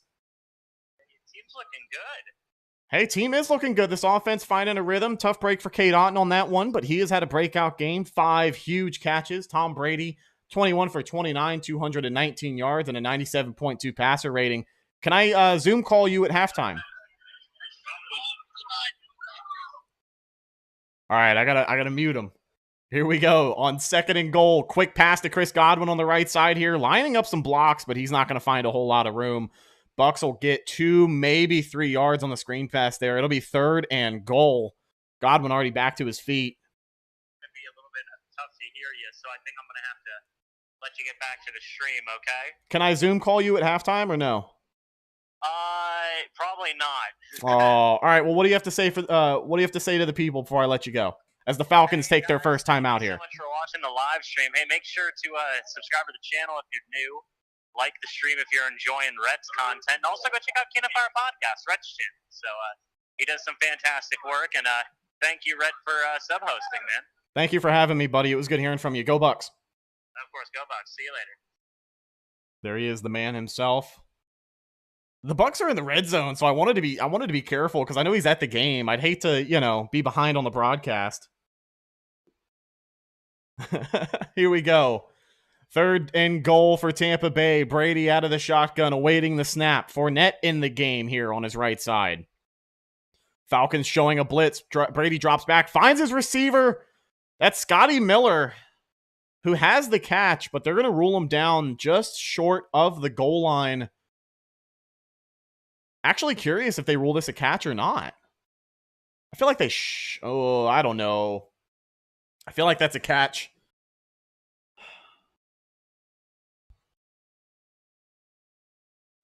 Oh, this Bucs offense is going to stay on the field. The referees are going to stop the play. What is going on here? Brady having a moment with the official here as they have kind of broken things up. And Atlanta going to call their second timeout on the day. I think the Falcons got a sense that the Bucs were going to hurry up and try and catch them off guard there. They get a break in the action, just enough time to call a timeout, and Brady is not pleased.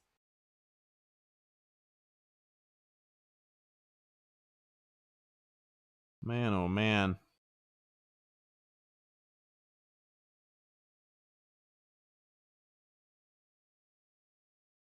Yeah, I mean, the Bucs are ready to go and snap the ball. Falcons are still subbing guys in and out.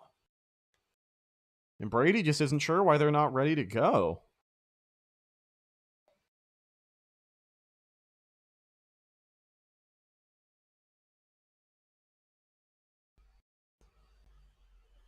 Oh, man. So here comes Ryan Suckup now to attempt the 21-yard field goal. The Bucs are not going to get a chance to go for it on 4th and goal. They're going to bring the offense off of the field. Brady's still not pleased over on the sidelines over whatever just happened there. No, Tom definitely did not think it was 3rd down. That's not what happened. It didn't happen that way again. On 4th and goal with 1:21 left to go in the first half of play, Ryan Suckup out there lined up for the 21-yarder to make it a 2-possession game. And naturally, we get a commercial break.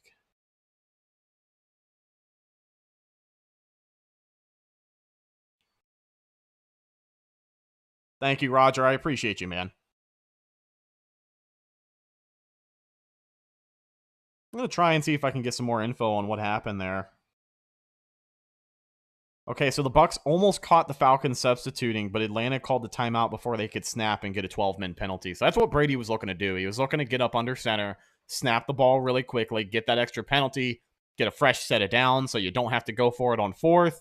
Kind of seems like a no-brainer, but Atlanta gets the timeout just in time.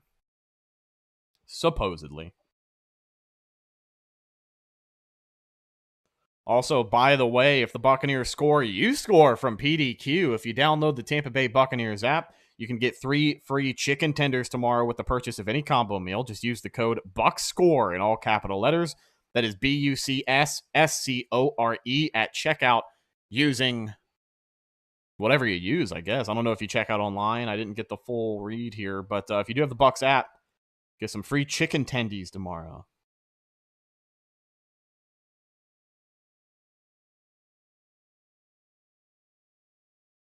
Yeah, Brandon, I think the argument is whether or not Atlanta actually got the timeout off before Brady ran up and tried to snap it. I don't know if the ref had come in after the fact and was like, hey, there's a stoppage of play, and just got in the way. Either way, not a great look. I mean, but shoddy officiating in the NFL is nothing new. These crews are not the best and brightest of the league, it seems. Bribing us with chicken tenders. Listen, dude, it's just a Bucs promo. I'm just trying to help out the community. I know that me in particular, I love me some good chicken tendies, and I know there's a couple of other Bucs fans out there who also enjoy some tendies. What is Tom's stats so far? Let me pull that up for you. Good question.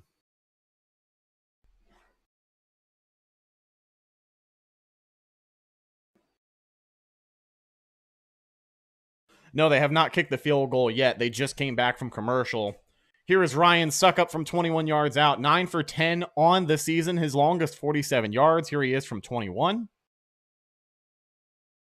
He's going to line up. Play clock ticking. Here's the snap and the hold. Kick is up, and it is good. Tampa Bay Buccaneers with a 10-0 lead with under 2 minutes left to go in the first half of this game. They make it a 2-possession football game, and what's crazy is that not only do the Bucs have a 2-possession lead, not only are they just like, I know it doesn't feel like it, but the Bucs are dominating this game. I mean, the offense production so far this game, 265 yards. And the defense is pitching a shutout so far. The defense has been able to get off of the field. I know there's a couple of third downs that we would like to get back. Don't get me wrong. I'm not saying it's been perfect. But the way that this team has played and the way that they have kind of neutralized Atlanta, truthfully and honestly, it should be way more than 10-0. But, that stop on 4th and 1, as of right now, I think is keeping this from being a 17-0, potentially 21-0 football game in favor of Tampa Bay. I don't know why there was such a break after that kick. And I mean, they're showing the replay of the official stopping Brady right now, too.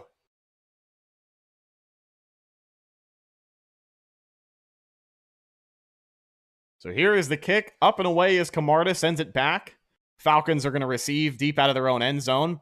Breaks a tackle. Oh, my God. Keeft and Jake Camarda were basically the last guys in line to make that tackle, and they're going to let them make a start right around the 30-yard line. Good return for Atlanta. Yeah, Camarda comes in, man, and O'Keefe landed on top of him, but together, somehow they made the tackle there. So it'll be 1st and 10 now, right around the 30-yard line for Atlanta. Pistol look for Marcus Mariota. 1:10, one timeout, play action, looking to pass. Has time. He's going to run away out of the pocket over to the left side. Devin White on pursuit. And Mariota is going to dive down and keep the clock ticking. Inside a minute now as they hurry up to the line on 2nd and 2. And the Buccaneers still have all 3 timeouts. Pistol look for Marcus Mariota and the Falcons on 2nd and 2. Takes the snap. It's play action. Rolls to his right. Has time. Fires over the middle. Finds a wide open wide receiver. It's number 17 who makes the catch and gets out of bounds. Also converts for the 1st down. Fresh set of downs for the Falcons.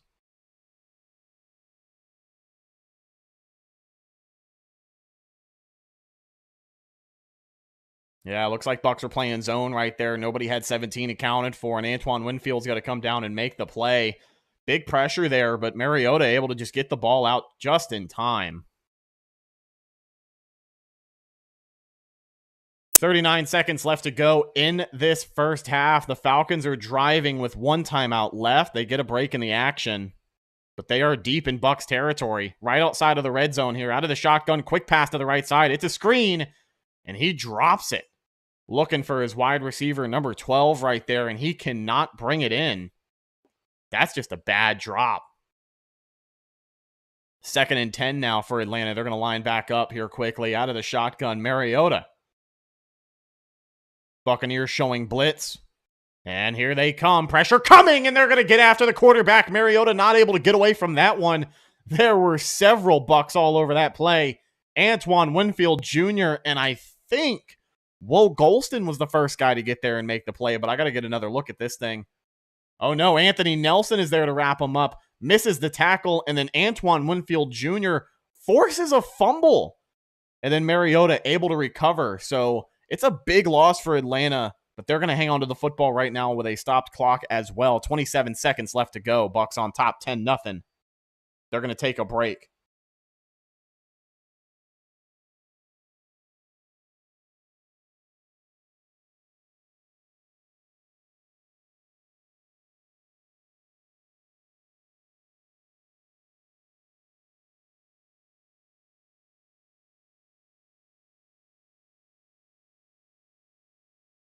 Yeah. Heads up play by Marcus Mariota getting that one back right there. He had to think quick because that ball came out, and had he not laid out to reach for it, he wasn't going to get that back.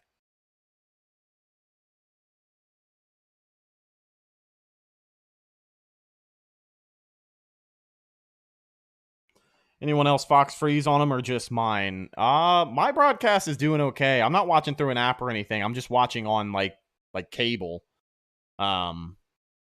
Like I've actually got the rabbit ear antenna set up so I could watch this one on Fox. Yeah, great sack for this Buccaneers defense. They've come up big here a couple of times. Glad to see some pressure on Mariota. It's been pretty constant. We'll see if they can hold him to 0 points, though, because that play right there, I want to say, when you've got a kicker like Younghoe Koo, he's never really out of kicking. He's never really out of field goal territory, but the big loss that they just had is going to make it way tougher, at least a 50-yarder. Yeah, Antoine Winfield playing like a man on a mission today. Bucs are going to have to pay him sooner or later because that market price, he is one of the premier safeties in the NFL.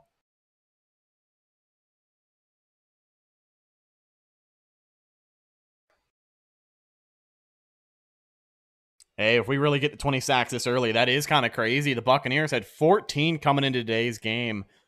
And if I'm not mistaken, have 3 so far on the day. So they should be at 17 right now for the season. That is pretty incredible. Just a couple of years ago, the Bucs only finished with, I think, 20 sacks on the year.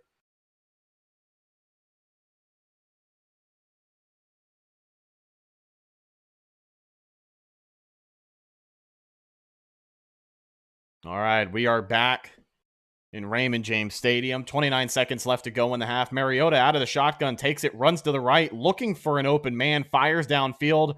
That's going to go up and over everybody's head out of bounds on 3rd and 19. So here comes the special teams unit. They're going to try with Younghoe Koo to make this a one-score game. And I'm not biased. I want the Bucs to win. I may or may not have Younghoe Koo on my fantasy team this week, but I do hope he misses this. From 52 yards out, here is Younghoe Koo, his longest of the year, 54, 10 for 12. From the left hash, kick is up, and it's no good. There we go. The Atlanta Falcons have been shut out in the first half for the first time since 2007. The last time that happened, they were playing the Tampa Bay Buccaneers. 10-0 ball game. It'll remain the Buccaneers on top. A 2-possession football game. They'll get about 28 seconds to see if the offense wants to try and do anything. But to be honest with you, I think they're just going to kneel this one out. You love to see it.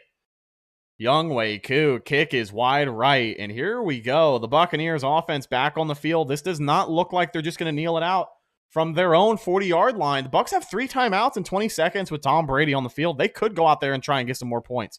Leonard Fournette now in the game, out of the shotgun. Brady looks to pass, pressure coming. Pump fakes, fires over the middle. Ooh, looking for Scotty Miller. Overthrows him just a little bit. I know the pressure got there, but that was nearly intercepted. So it'll be 2nd and 10. I think the Bucs only burned 2 or 3 timeouts. Grady Jarrett fought the interior. That was Luke Gedeke. He fought him all the way. He gets a big paw on Brady. Here we go. Back to pass yet again. Quick pass down to Leonard Fournette, who has some room. Finds some room to wiggle over to the right side, and the Bucs are going to hurry up.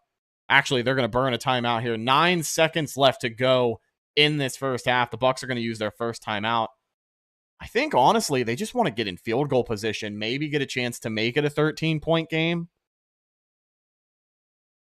You know, with Ryan Suckup, he doesn't have the same range that a guy like Younghoe Koo would, but if you can get him inside that 50-yard mark, he is pretty close to automatic. The Bucs still with 2 timeouts. I'm thinking you have at most, 2 more plays to really try and get downfield and stop the clock. Just a quick pass, little out route, screen pass. Maybe a designed run, who knows? So here come the Bucs yet again, right around midfield. 1st and 10, 2 timeouts left, 9 seconds left to go. Brady out of the shotgun, Fournette to his right. Heavy receiver set on the left. Here they go. Brady fires, finds Fournette to the right. He's got room to rumble, and he is down all the way to the 34-yard line. He'll get out of bounds, and the Buccaneers are in field goal position. What a great series for this offense. That is how you execute. Just a quick little out route. Leonard Fournette is wide open, and he has got plenty of real estate in front of him when he finally finds that football. Spins around, runs upfield, and gets out of bounds. Great execution on the short field position for this Bucs offense. Now with 3 seconds left to go, Ryan Suckup is going to line up here to make it a 13-0 game. Looks like we got an injury for Atlanta. That's number 3, Walker. I don't have a first name. Apologies. But he is down, being looked at by trainers on the sideline. He's got some teammates around him as well. And they'll help him back to his feet. Good to see him back up. So Tom Brady in the first half of this game, someone was asking about his stat line a little bit earlier. 24 for 33 for 256 yards. And then, of course, here in a minute, Ryan Suckup going to line up for a 44-yard field goal. Brady has been money. Even with the pressure, he's getting rid of the football. You'll love to see it. Great execution by this offense.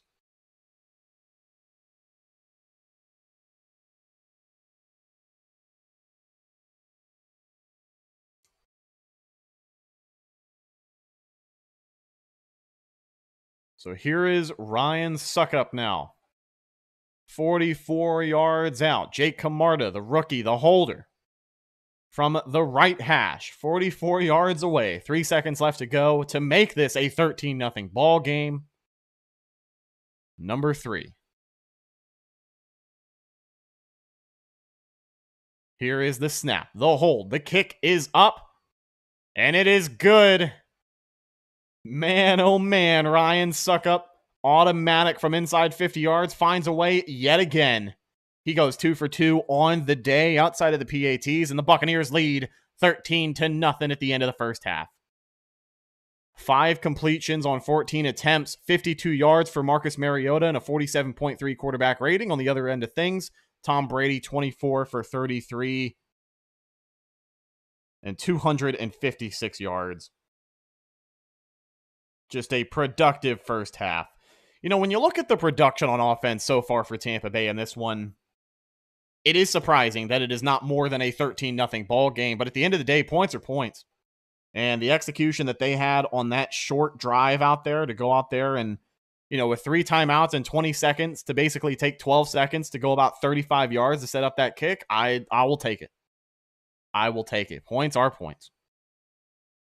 Looking around the NFL right now, the Vikings up over the Bears 21-10 at the half. Alvin Kamara making his return for the New Orleans Saints. And I think the Seahawks are still winning that one. Taysom Hill had a touchdown run to bring it in closer at the end of the first half, but 17-13 the score in that one. Lions at the Pats.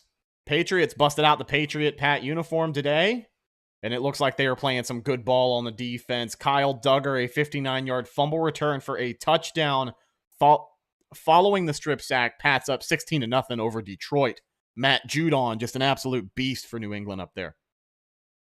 Buffalo and Pittsburgh. Steelers at Bills, playing in Buffalo. Pretty close game there, at least until it wasn't. Josh Allen absolutely unloads, finds Gabe Davis for a second touchdown of the day, 62-yard reception. And with a minute to go in the first quarter, in the first half, it is 31-3, Bills on top of Pittsburgh. Chargers at Browns now. We get a look at this game here. It's been pretty close back and forth. AFC battle. The Browns on top 21-17 at the half. Kind of concerned about this Chargers team. I don't want to say they've been underwhelming, but with as good as we thought they were going to be, 21-17 against the Browns seems a little risque. Titans at Commanders. We get a look at a Derrick Henry goal line touchdown to put them on top 14-10 at the half. Tennessee leads in that one. And this has been a mess of a game. Teddy Bridgewater in Miami left with a concussion. The Dolphins and the Jets going at it. Zach Wilson with a 5-yard touchdown run. Took some contact, but it does not matter. The Jets are leading that one 19-7 at halftime. How are the Saints looking? Not ideal. I want to say they lead their game right now. I think it was 17-13 the score of that game. They're playing Seattle. It's been tough, but they don't look as dominant as a lot of people thought they would be against this Geno Smith Seattle team. My name is Rhett Matthew. I host the Cannon Fire podcast. I'm filling in for my buddy James today. He is at the game. And you can go check us out, youtube.com/Cannon Fire podcast. If you do want to go check us out, we are going to be live immediately following this game. So I'm going to wrap up this live stream and then jump on another live stream. That'll be over there, youtube.com/Cannon Fire podcast. Hope to see you guys there. Yeah, Pat's Merc and the Lions, man. They brought out those throwback uniforms. They've been playing well. 19-17 Seahawks. Thank you, Nestor, for the score update. Devin, glad to have you in here, man. Thanks for hanging out with us.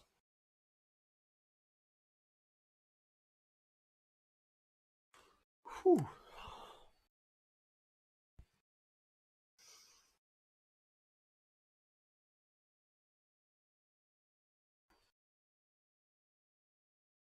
Let's go, Bucs. 500 yards passing this week does not seem impossible. Tom Brady up already a little over halfway towards that mark, 256 yards. We'll see what happens, though. I do think by the end of the day, this offense has over 400 yards, just of all-purpose yards, whether it's running the ball. I think maybe the second half, as long as the Bucs can control the clock, maybe they try and work in the run game a little bit more. They've been pass heavy this first half. And so far, it has them with a 2-possession lead, so maybe this is where the run game shows up. We saw a good bit of Rachaad White in that first half. 297 yards of total offense in the first half. That is a season high for Tampa Bay.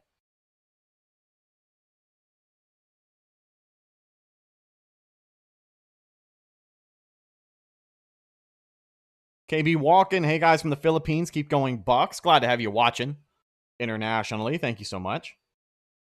New Age plug, my brother is named Rhett and we are from Tampa. Hell yeah, dude. Not a lot of Rhetts that I know of, but I am one of the few Rhetts in Tampa. So shout out to the other Rhett in Tampa. Brandon Michael, I hate the Cowboys, but man, I love Cooper Rush. I'm glad to see him succeed. I know it's Mike McCarthy. I know it's the Cowboys, but I got a couple of friends that are Cowboy fans, and I was kind of clowning them after Dak went down, and here they are, undefeated since then. Rachaad White looking good. K-Dot and 2. Rudolph fell off a cliff. The thing with Kyle Rudolph is that, like, I mean, clearly the trust isn't there because he's only got 1 catch in a Bucs uniform, had 2 targets and 2 drops today. He just has not gotten anything going. But I don't think anyone really expected him to come in here and be the tight end 1 anyways. But I am very, very, very happy with the way Cade Otton has been playing. No fumble today for Rachaad White. He has been producing as a couple of nice catches out of the backfield. I'll pull up the box score here. We'll give you an in-depth look at who's got what.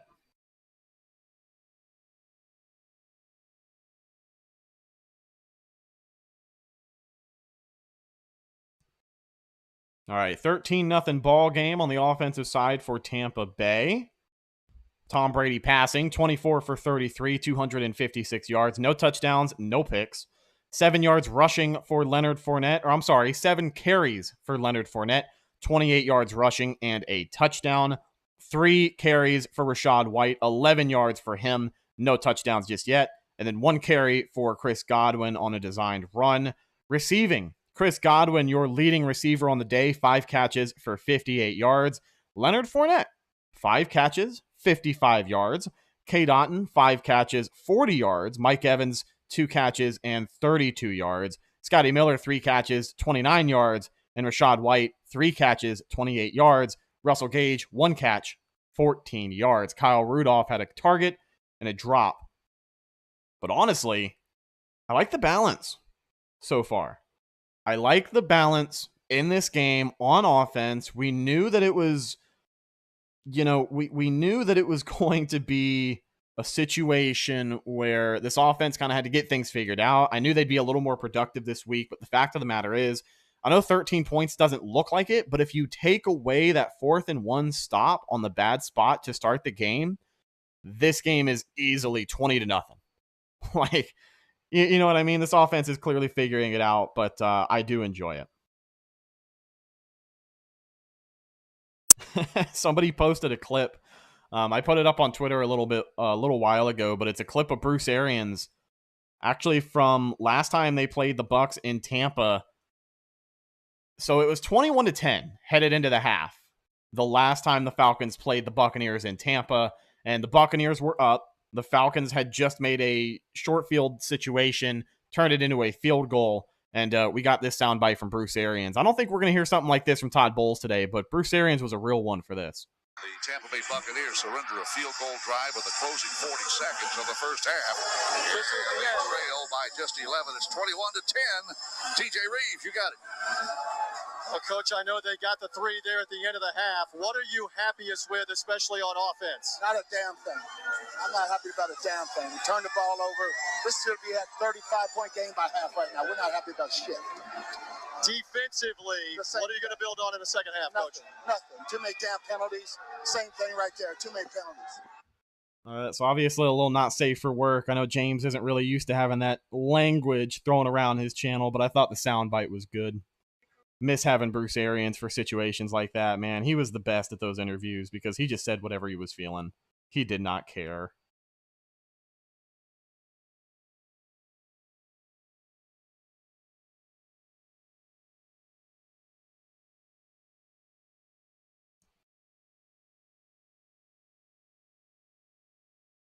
Mikey Kelly checking in, says we're winning the Super Bowl. Nobody can handle us. I'm at the game.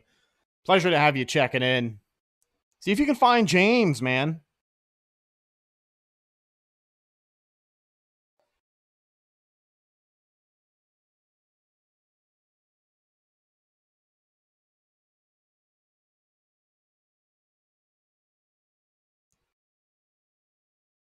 Interesting question in the live chat here. I don't think I can put a poll up on my end, but would you guys rather have OBJ or Mike Evans? I mean, I'm biased. Mike Evans is clearly the greatest wide receiver in Buccaneers history, so I'm going to pick Mike Evans. I think he's a better kind of target for a guy like Tom Brady. His production speaks for itself. The amount of touchdowns he's had just these past 3 years.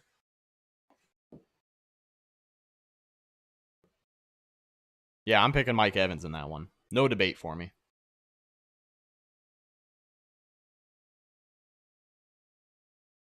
And I'm going to go refill my water. I will be right back when we come back, the second half of this game. So if you guys are in the chat, if people come in and they're new and they're asking where the stream is, don't go anywhere. I will be right back.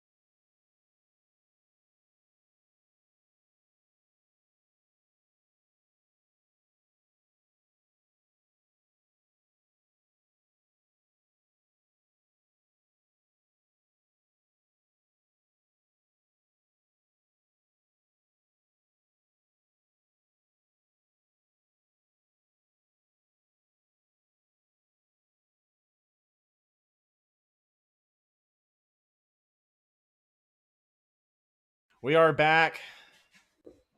Still halftime of this game. The Buccaneers on top 13-0 as they look to extend their record to 3-2, avoid 3 straight losses, and they are off to a fiery start at home today. Both sides of the ball really just neutralizing Atlanta. I know that big fourth down stop a lot of people are going to be talking about, but without that, this is easily a 16-20 game. So the Falcons will receive the kick to start the second half of this one.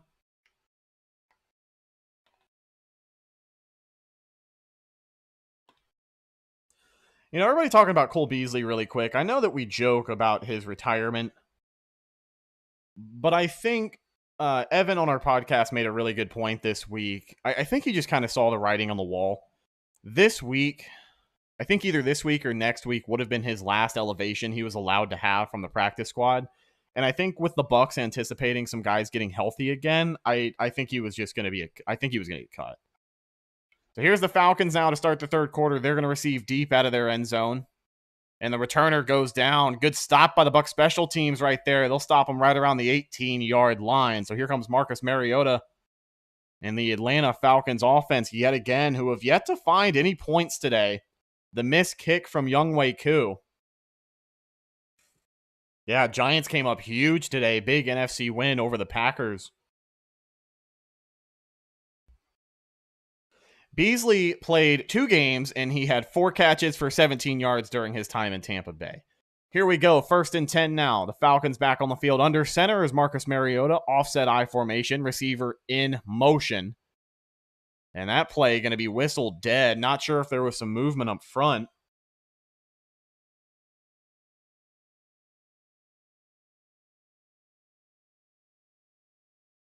So it'll be back against Atlanta, and they're going to be moving backwards. It'll be false start.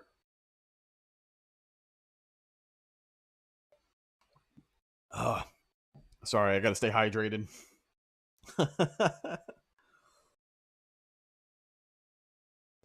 Here we go. 1st and 15 now. They'll get a do-over on first down. Out of the shotgun, Mariota with a receiver in motion. It's a trick play. Design, fired over to the right side. Quick pass to his receiver. Has room to run. Picks up about 6 yards. And he's pushed out of bounds. I think it's Calvin Hodge. Yeah, definitely water. Actually, it is Essentia. Overachieving H2O, the second drink sponsor of the day. 2nd and 7 now for Atlanta. Out of the shotgun. Play action. Mariota takes it on this one. Quick pass to Drake London, and he is brought down almost immediately. Jamel Dean there to make the play. They'll get maybe 1 yard. Drake London's helmet fell off on that play, and he ran off of the field. He never turned around and went back to go get it. They're going to hurry up to the line here, 3rd and 6. Maybe try and catch the Bucs sleeping. Here is Mariota making changes at the line. Looking for that big 3rd down conversion.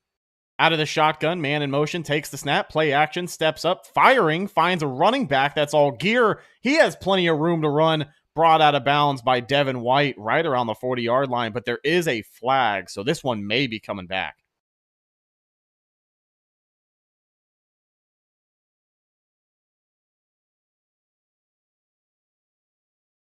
So this will be against Atlanta.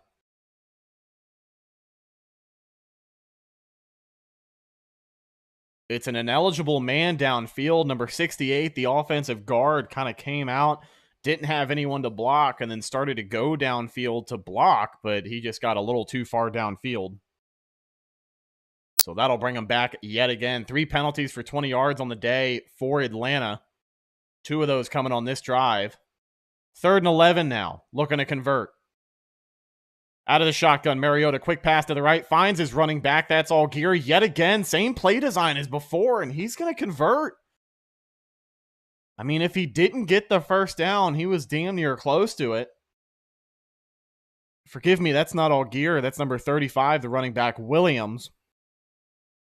Oh, they'll mark him short, 4th and 1. They'll hurry up to the line. Buccaneers showing blitz here. And Mariota going to keep it with the sneak. He'll get the first down and a little bit more. He picks up maybe 4 or 5 yards on the sneak. Big heads-up play by the Falcons. They're taking advantage of where the Bucs were on the field, seeing that they weren't entirely prepared, and they get that big push up the middle. So they will convert on the 4th down. 1st and 10 with a fresh set of downs. Here comes Mariota. Caleb Huntley in the game for Atlanta. Single back look with a man in motion. Mariota under center. Takes the snap from the 30-yard line. Bucs showing blitz. It's going to be a handoff over to the left side. Caleb Huntley absolutely demolished. Devin White was the first one there in the backfield. He came out of nowhere to make that play. So here's a look at Devin White. Read the run all the way and literally just came back there unblocked. Like, I don't know who had an assignment on him, but he came in there. Nobody touched him. He makes the play. 2nd and 11 now. 12 minutes left to go in the 3rd quarter. Pistol look is Mariota with a running back behind him. It's a play action look. He steps up into the pocket. Pressure coming from behind, and they're going to get there. Deadrin Sanat, big number 95. Man, oh man, he ran from behind with a full head of steam. I did not expect the big man to be moving that fast, but I gotta tell you, with the absence of Akeem Hicks, we gotta kind of tip our caps to Deadrin Sanat, the free agent addition this last offseason. Huge play right there to come up and wrap up Marcus Mariota. 3rd and a mile here. Out of the shotgun, takes the snap, fires, finds a receiver, breaks a tackle, has room. And the Bucs secondary able to wrap him up. Carlton Davis and Levante David, they wrap up Hodge, and he will be short of the conversion. Davis kind of laboring his leg, walking away from that one. Obviously want to hope he's okay, as the Buccaneers defense will make their way off of the field. And Jalen Darden back deep to return on 4th and 4. Bradley Pinion, the Falcons punter, former Buccaneers punter. 18 sacks on the season. Thank you for the update, Bucs TV 12. Great production so far for this pass rush. Kick is up and away. Pinion's kick is going to go way back, and it's fielded by Darden at the 2-yard line, who has blockers and a little bit of room to run. Stiff arms a guy over to the left side of the field. Finally makes it all the way out of bounds at the 27-yard line. Nice return by Jalen Darden right there to make something out of nothing. And great blocking as well. So here comes Tom Brady and this Buccaneers offense yet again to try and extend this lead, already up 13-0 over Atlanta. Winner of this game takes the NFC South.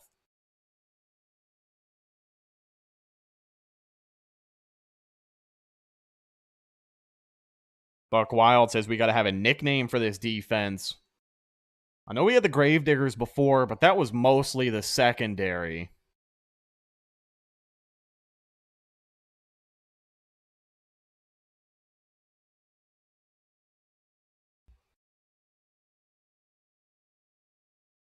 Thank you, Google. I really appreciate it.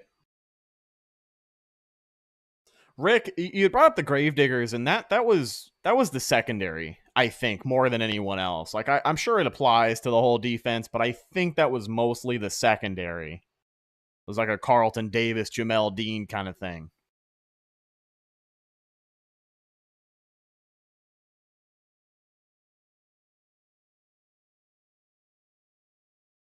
Bucs bash. That's interesting.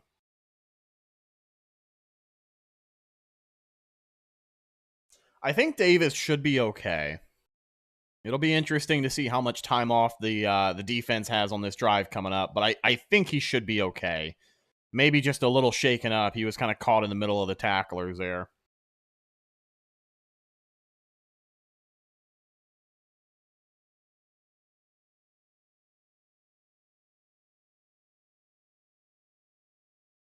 Yeah, so a 25-yard return there for Jalen Darden from the 1-yard line, brings it up to the 26. Yeah, that's exactly what you would like to see, Brandon. I mean, the Bucs already with a 2-possession lead.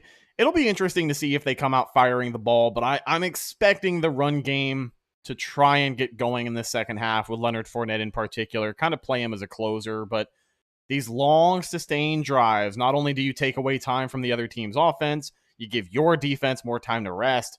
You would just love to see them control the clock, kind of grind this thing out. You know, I don't think Tom Brady needs to throw 30 more times in the second half for Tampa Bay to win this game.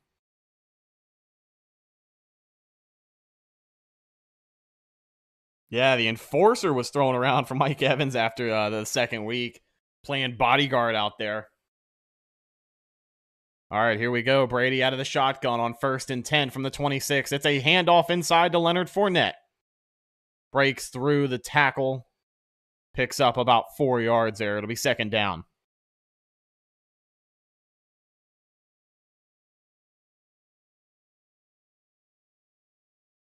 So taking a look at how the Bucs were able to spread the ball around today. 5 catches and 58 yards for Chris Godwin. 5 catches for Leonard Fournette. 5 catches for Cade Otton. 2 catches for Evans, 3 catches for Scotty Miller, 3 catches for Rachaad White, and then that 1 14-yard catch for Russell Gage.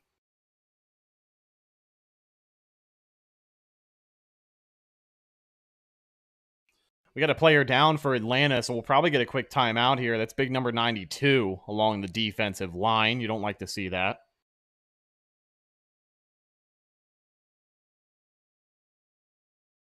And he'll be helped off of the field with some trainers kind of laboring that left shoulder, left chest area. So hopefully he's feeling all right.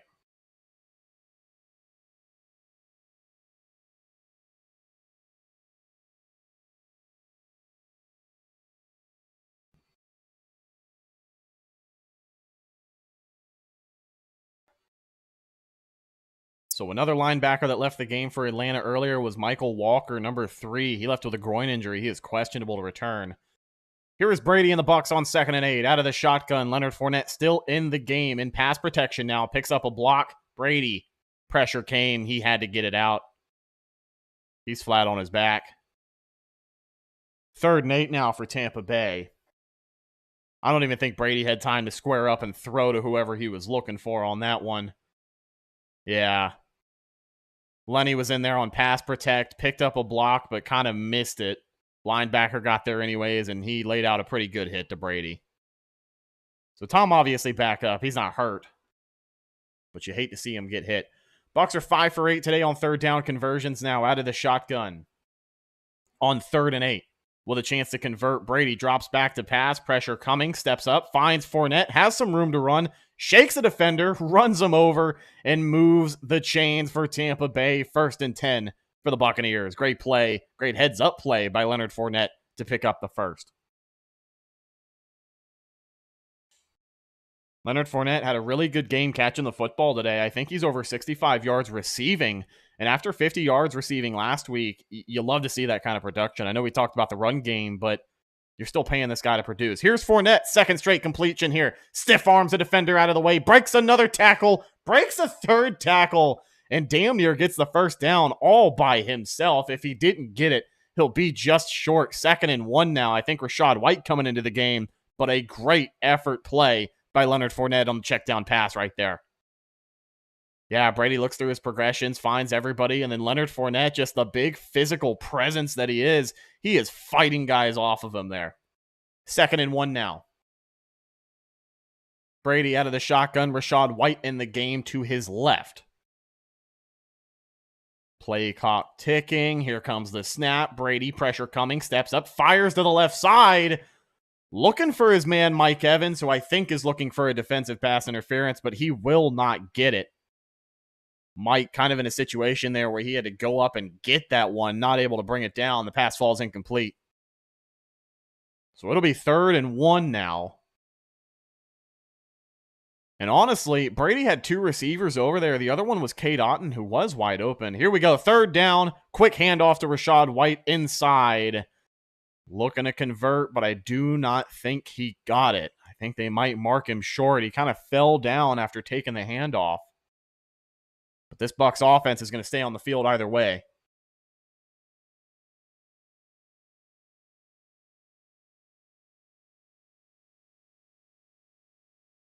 Oh, they're moving backwards. What's happening here?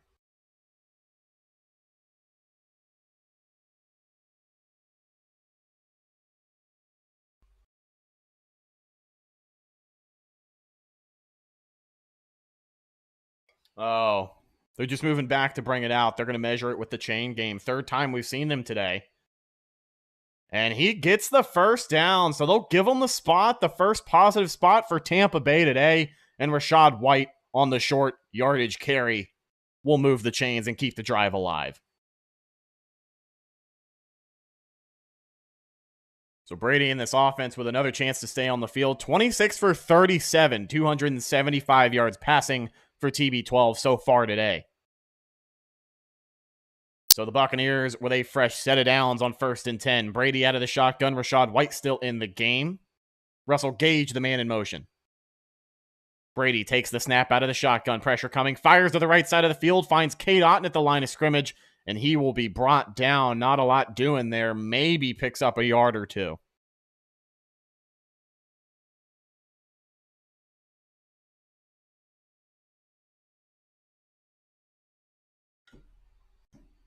Second and 7 now.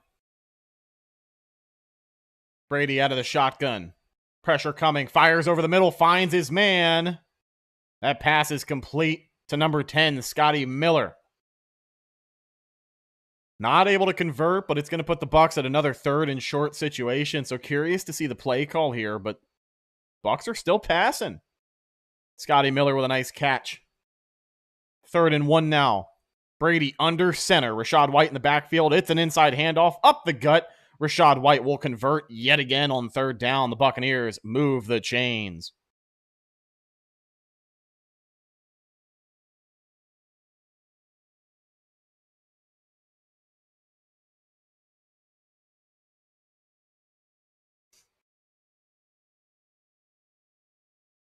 First down, Tampa Bay. 1st and 10 here out of the shotgun. Brady takes this snap. What is this camera angle? What are we doing?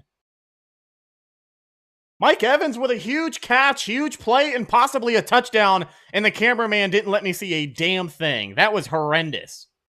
Fox should be embarrassed. Brady out of the shotgun here. Rachaad White in the game, takes the snap. Brady, pressure coming, steps up in the pocket, plenty of time, finds Mike Evans way downfield, who shakes a couple of corners and dives for the pylon. But, like, yeah, I didn't see anything. that was like the biggest offensive play of the day, and Fox didn't show me a damn thing. That's a shame. So here's Mike Evans shaking and baking, diving for the pylon, and they're going to pretty much rule where he's out. I think they'll mark him short. But what a throw and catch by Tom Brady and Mike Evans. We talked about the absence of Mike Evans so far today, but there he is with his biggest catch of the day. And the Bucs are going to challenge. They'll challenge the spot of the ball. I think they think Mike Evans got in there.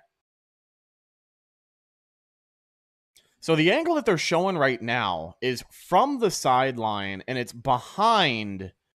It's from the sideline, and it's behind the goal line. So you don't really get the best perspective on where the football was, as far as like the goal line was. You know what I'm saying? So it's tough to see from that angle. But we're gonna get a challenge and a quick commercial break. Yeah, dude, that camera work was terrible. That was like the best play of the day, and the camera guy had no idea what he was doing. It does look like the ball was over the pylon, so I think that's why they're going to give this one a fair chance. Like I said, from the angle I'm looking at it at, it looks like he's maybe a yard short, but we'll see what happens here. Scotty Miller, 4'8", 93 pounds, putting on a clinic out there today. Don't pick on the camera guys. They're normally perfect. That was funny, though. I know, but it's like the one play that you happen to mess up is, the biggest play of the day so far. I can't show the game, Brandon. The live stream will get taken down.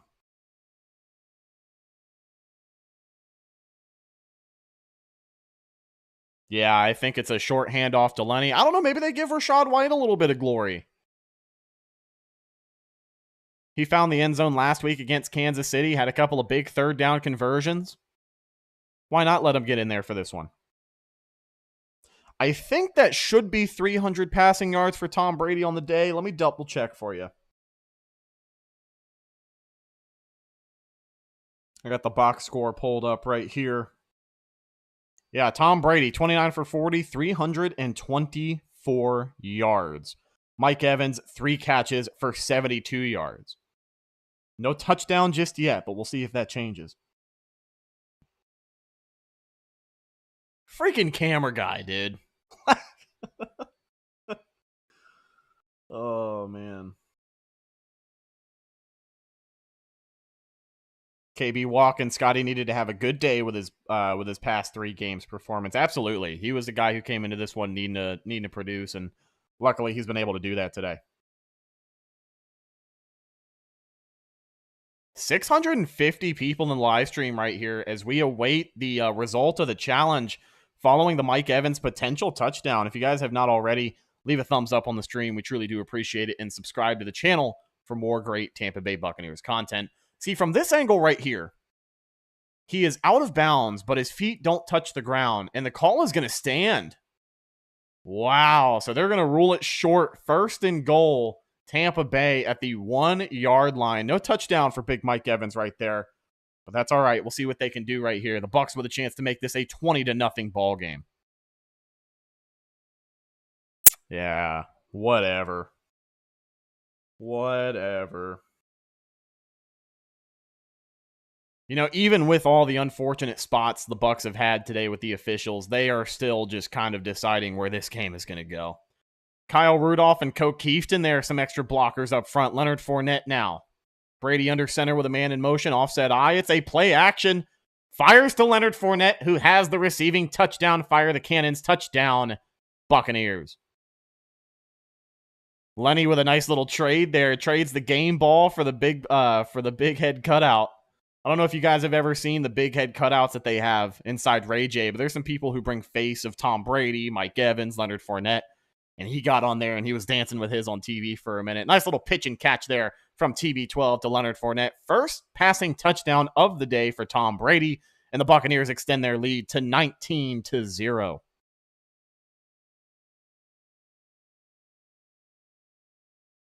Yeah, play action pass there. Tom Brady now 30 for 41 on the day, 325 yards and a touchdown. The Bucs are going to go for 2 here to try and make this a 21-0 game. Rachaad White in the game. Brady out of the shotgun here with a man in motion. That's Chris Godwin. Get the snap off. Here we go. Brady back to pass. Looking, fires over the middle. Finds Russell Gage, who makes the catch. 2-point conversion is good. The Buccaneers on top in this one, 21-0. Russell Gage finds the end zone on the 2-point conversion against his old team. And the Buccaneers are up by 3 possessions. Talked about the offense getting it together this week, and this is exactly what we have seen. Ladies and gentlemen, I hate to go back to it, but that 4th and 1 stop in the first quarter is the only thing stopping this game from being 24 or 28-0 right now. Buccaneers on top and absolutely dominating Atlanta.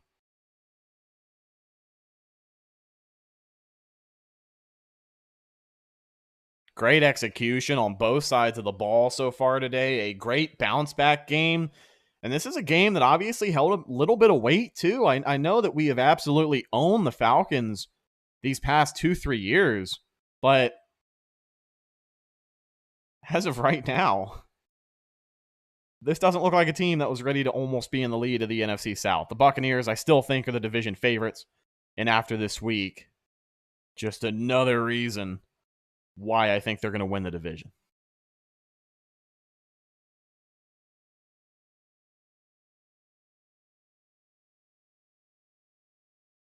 Pitts being out really hurts, and Patterson too. I do think Cordarrelle Patterson is a big loss for Atlanta. And I know people talk about Kyle Pitts, dude, but I think even if Kyle Pitts was in this game, you know, maybe Atlanta has another shot at a touchdown, but he hasn't been that much of a factor because he doesn't fit the Atlanta offense very well, unfortunately.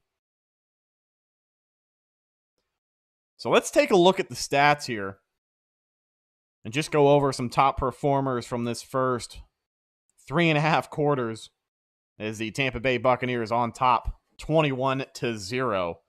Tom Brady, 31 for 42, 327 yards and a touchdown. Leonard Fournette, 8 carries, 30 yards, has a touchdown on the ground and a receiving touchdown now as well. Rachaad White, 5 carries for 14 yards. Chris Godwin, 1 carry for 2 yards. Leonard Fournette, your leading receiver on the day. 8 receptions, 75 yards, and a touchdown for the Buccaneers running back. Mike Evans, 3 catches for 72 yards. Did not find the end zone. That's all right. He is averaging 24 yards per reception. Chris Godwin, 5 catches, 58 yards. K. Dotton, 6 catches, 43 yards. Scotty Miller, 4 catches and 35. I like this one. Rachaad White, 3 catches, 28 yards. Russell Gage, 1 catch for 14 yards. And then, of course, the other catch to tack on the 2-point conversion there, make it a 21-0 ball game.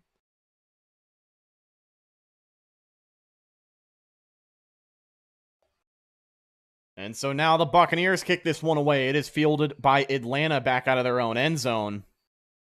And he'll fight up to the 20-yard line. Here comes Marcus Mariota and the Falcons.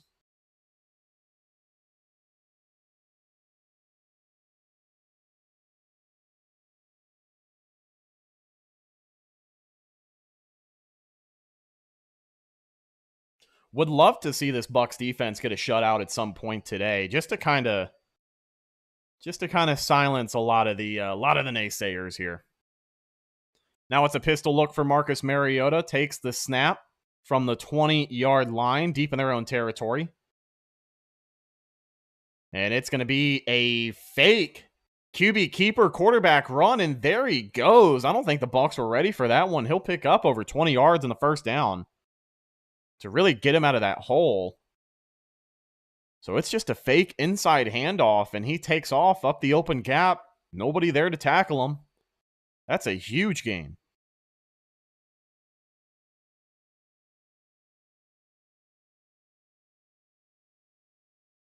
So now 1st and 10 out of the pistol yet again. Here comes Marcus Mariota with a man in motion. That's the fullback to his right. It's a designed run. Quick pitch over to the left side. These have not gotten very far today, but with all gear, this one could be different. He'll pick up 3 or 4 yards right there. It took a couple of players to wrestle him down. It'll be second down for Atlanta.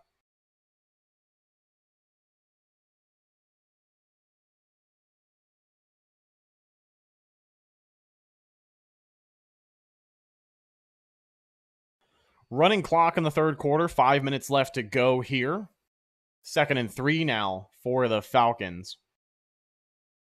Out of the shotgun with a running back to his left is Mariota now with a receiver in motion. Takes the snap. Inside handoff. And that's all gear. He'll pick up another 2 or 3 yards. Devin White there to bring him down.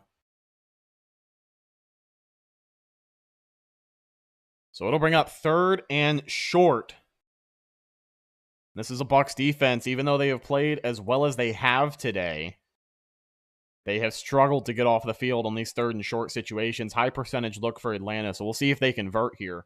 Be a big stop for Tampa Bay. 4 minutes, 15 seconds left to go. Under center is Mariota with a man in motion. He takes the snap, drops back, play action. Here comes pressure, and the Bucs are all over him. Logan Hall and Devin White read it like a book, and Marcus Mariota off of the play action. Nowhere to go. Huge way to make a play on 3rd down and force the punt. Love to see it. So Devin White sent on a blitz. Logan Hall does a great job of getting back there pretty much untouched. Yeah, both of those guys just unblocked, and here comes the punt team for Atlanta. Another sack for this Buccaneers defense. Bradley Pinion ready to kick this one away. Here's the snap. Kick is up. Darden back to receive, calls a fair catch, and he'll field that right around the 13-yard line. So this Buccaneers offense and Tom Brady, who are no strangers to a long field situation, have another one on their hands as the Buccaneers have a chance to increase their lead. 21-0 as we wrap up the third quarter. I got to fix something. I'll be right back. Hang on.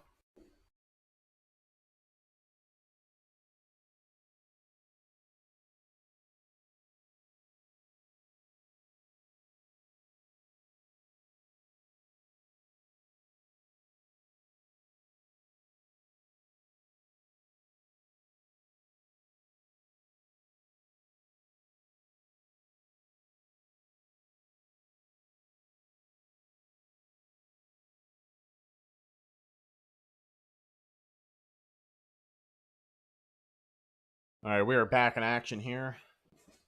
So I mentioned earlier that I may or may not be watching this on the rabbit ear antenna thing with my TV. So I had to go adjust my rabbit ears because they were starting to static up the picture. It's a 9-yard loss for Atlanta, by the way, on that last sack by Logan Hall and Devin White. 19th sack of the season. Thanks for the update, Rick. One more sack on the day means that not only do the Tampa Bay Buccaneers open this season with 20 sacks in 5 games, that means they're averaging 4 sacks a game. I couldn't tell you the last time this defensive line was averaging 4 sacks a game, but that pass rush has been on one this year, and today is no different, even with a mobile quarterback like Marcus Mariota. So we have had a couple of plays. I know for sure at least 2 that I can count where Mariota kind of got away. If the Bucs were able to make the tackles, they could have 5-6 sacks on the day easy. Yeah, I think that's the 5th one on the day today. Bucs came into this week with 14. Now they're at 19. So yeah, 5 sacks so far today.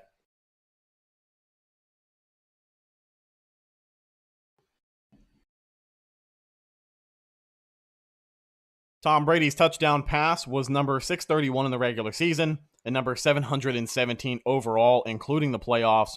Pretty good. Yeah, I think so. So here come the Buccaneers offense. Deep out of their own territory. 1st and 10 now. Brady under center. Leonard Fournette in the game. Scotty Miller, the man in motion. Brady sends him over to the outside. So we'll see if maybe they take a shot with Scotty Miller right here. Nope, inside handoff. Leonard Fournette takes the run, and he's going to lose yardage for the first time today. That'll be maybe a 2 or 3 yard stop there, as the Falcons were all over that one.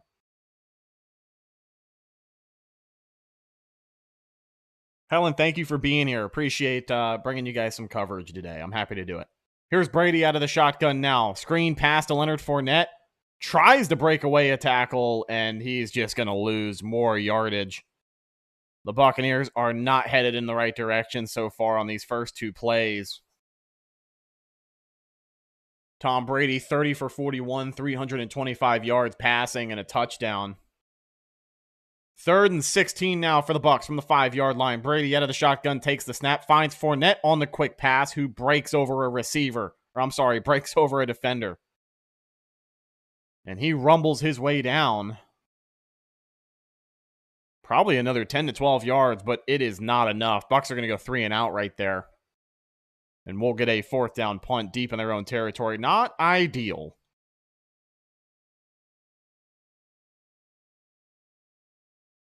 4th and 4 now. 2 minutes left to go in the 3rd quarter. Jake Camarda, the rookie, back deep to punt from the 5-yard line. Here is the snap. Kick is up. And it's a good one, as the Falcons will receive it right around the 30. Here is Allgeier. Oh, man. Breaking tackles left and right. Has room to run. Jesus. I don't know who that was, but somebody just got embarrassed. And that's Williams. Sorry, number 35. I don't know why I keep thinking that it's Allgeier, but it is Williams, the returner. So a pretty good return for the Falcons. They take it from the 30 right up around midfield, so they will have great field position to start this one. Going to need another couple of big plays from this defense if the Bucs want to maintain a shutout here.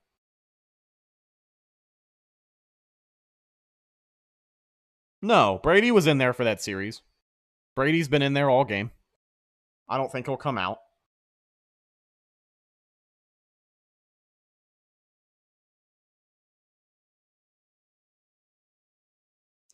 Yeah, not a big fan of the play calling there on the Buccaneers 3 and out, honestly.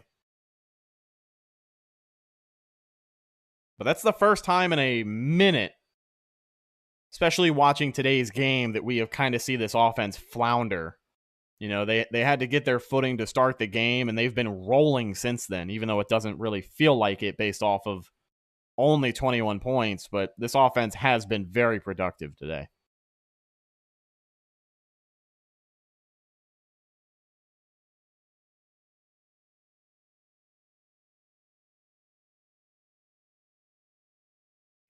Wow, looky there. Another promotion on the Buccaneers app. Even if you don't go to the games, I feel like this is still a useful thing to have. So the Buccaneers scored 21 points, so now you score a free Busch Gardens single-day ticket courtesy of Cane's Furniture. So if you open up the app, you can get a free ticket to Busch Gardens. So if you and a friend also have the Bucs app, then you can get 2 free tickets to Busch Gardens.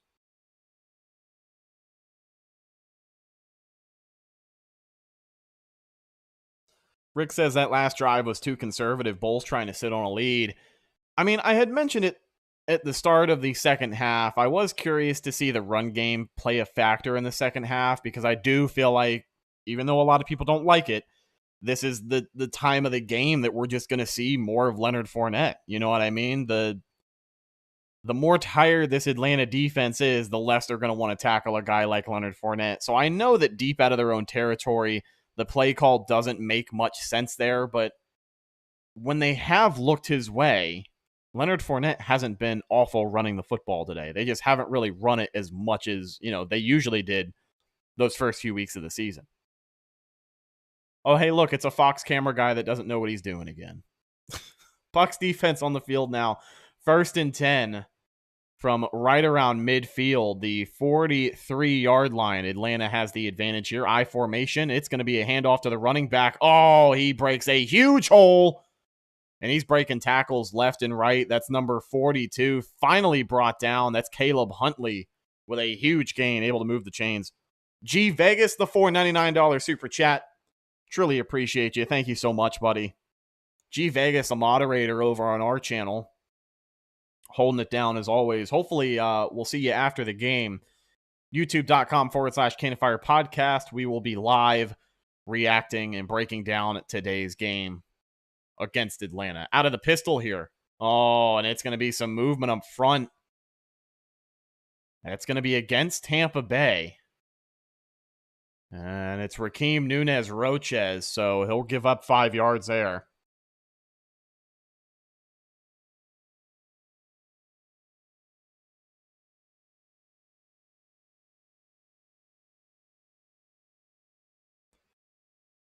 Ticking clock, a minute left to go now in the third quarter. Pistol look for Marcus Mariota. Takes the snap. It's a handoff once again to the running back who tries to play it patient and find a hole, but he really goes nowhere. Caleb Huntley wrapped up for maybe a yard gain, if that.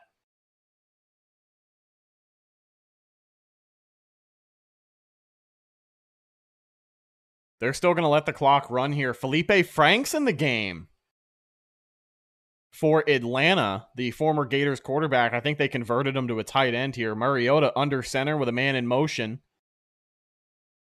They are bunching up that left side of the line. It's play action. Actually, no, it's not. It's an inside handoff to the running back, and I think the football may be out. I think the Falcons recovered, but it looked like that ball came out for a minute. Huge stop for the Buccaneers there. It's now 3rd and 3. Carl Nassib in the middle of that play.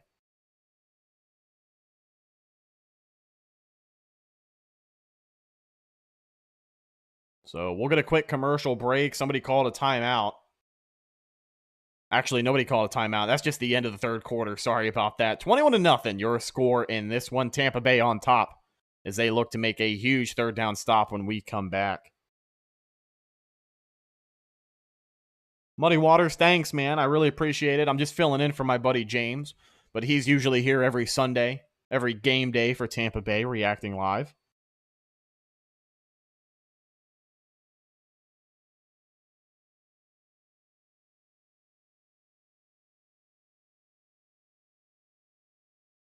If you guys are a first-time viewer and you enjoy what you are seeing today, make sure you subscribe for more great Buccaneers content, not only here on the Mr. Bucs Nation YouTube channel, but over on our podcast as well. The Cannon Fire podcast will be live following the game today. Myself and my co-host, Evan Wanish, breaking down everything from today's Week 5 action for Tampa Bay.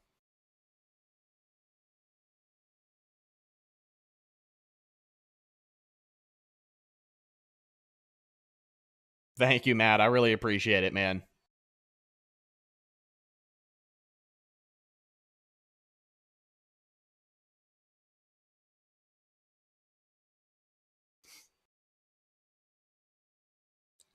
Still on commercial here for the Fox broadcast, so just taking it easy. Trying to give my voice a little bit of a break. JT says, only main fault sometimes with Devin White is his overcommitment and overruns to the ball carrier, or he ends up on the wrong gap, just filling the space and slowing the ball carrier down for others to help. I mean, I will agree that he does sometimes let his speed get the best of him. Sometimes he's just too fast for his own good, which isn't a terrible problem to have.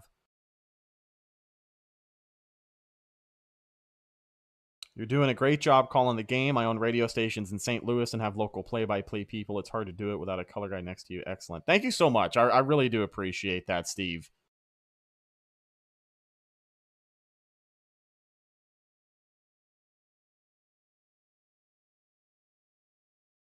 Where's the Busch Gardens ticket? It says it's on their app.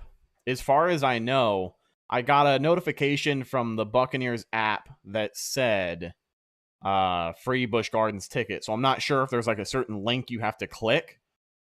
I didn't look into it that deep, but as far as I know, it is on the app somewhere.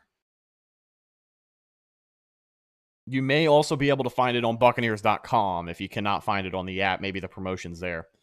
All right, big third down for the Bucs. Pistol look on offense for Marcus Mariota with a bunch of guys in motion. It's an inside handoff to Allgeier, and he's going to break through the plane and convert. Bucs not able to make the stop.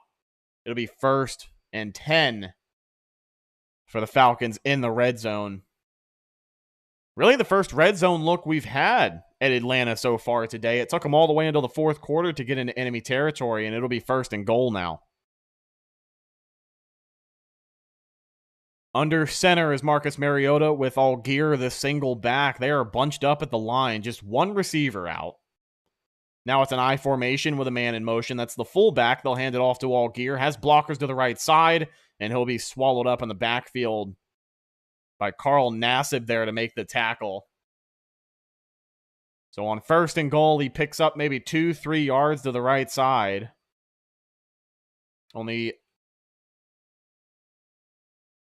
44 rushing yards for Tampa Bay and 117 for the Atlanta Falcons. So whoever picked the Falcons to put up over 100-yard rushing, they certainly have done just that. 9 carries and 33 yards for Allgeier. It's a pistol formation for Marcus Mariota. Another running back is in the game, and he will get the handoff here. That's number 35, breaking tackles, and he will find the end zone. I believe that is Avery Williams, gets the touchdown for the Atlanta Falcons, and now they're going to make this a 2-possession game. 6-21 now your score. Man, oh man. I couldn't get a good look at who was diving in to make the tackle there, but he got shook out of his shoes. Who wears 28? I should know this.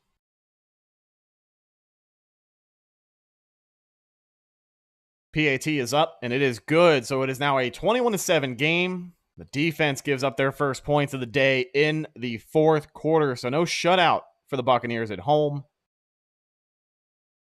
And the run game for Atlanta proves to be somewhat effective as they find their first score of the day. 13:39 left to go in this ball game. Tom Brady and the offense coming up after this. Christopher Wilkins, it's been great to have Nassib back. I agree. I'm a big fan of Carl Nassib. I was a big fan of him during his time here. 2018, 2019. He was a little bit more productive back then, but even now, just his rotational talent, I think he's a good guy to have in that room. James, thank you so much. I appreciate it, man. You also have to factor in that our secondary is much better, so teams are running more and passing less. Oh, yeah. And the biggest strength of this Atlanta offense just this year has been running the football. They are a top 5 team in the league running the ball. And they have well over 100 yards rushing today between 3 running backs and a quarterback who can get away and make you pay.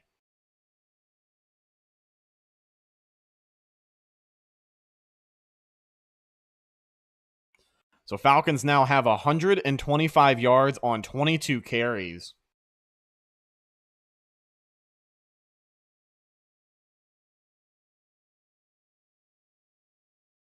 But at the same time, passing, Marcus Mariota is only 9 for 18, 84 yards. So it's easy to look at the amount of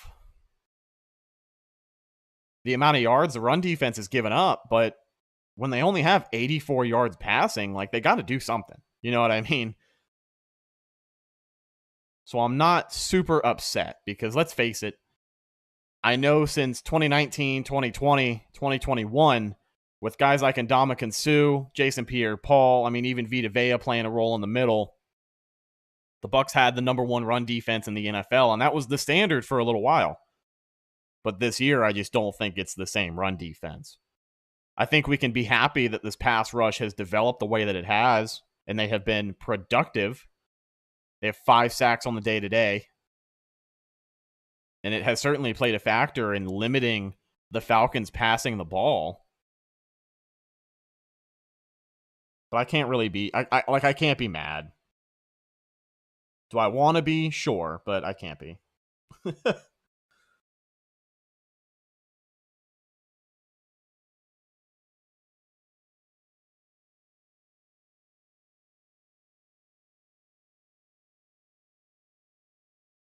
Man, everybody's losing hope pretty quickly. It's a 2-possession game in the 4th quarter. The offense, which has been playing well for the most part, is about to see the field yet again. Leonard Fournette sitting on the bench right now. Doesn't have his helmet on, so maybe we see Rachaad White open up here with the offense. And I think he will. He's staying on the field. as this kick goes out of the back of the end zone for a touchback. So the Bucs will start at their own 25-yard line.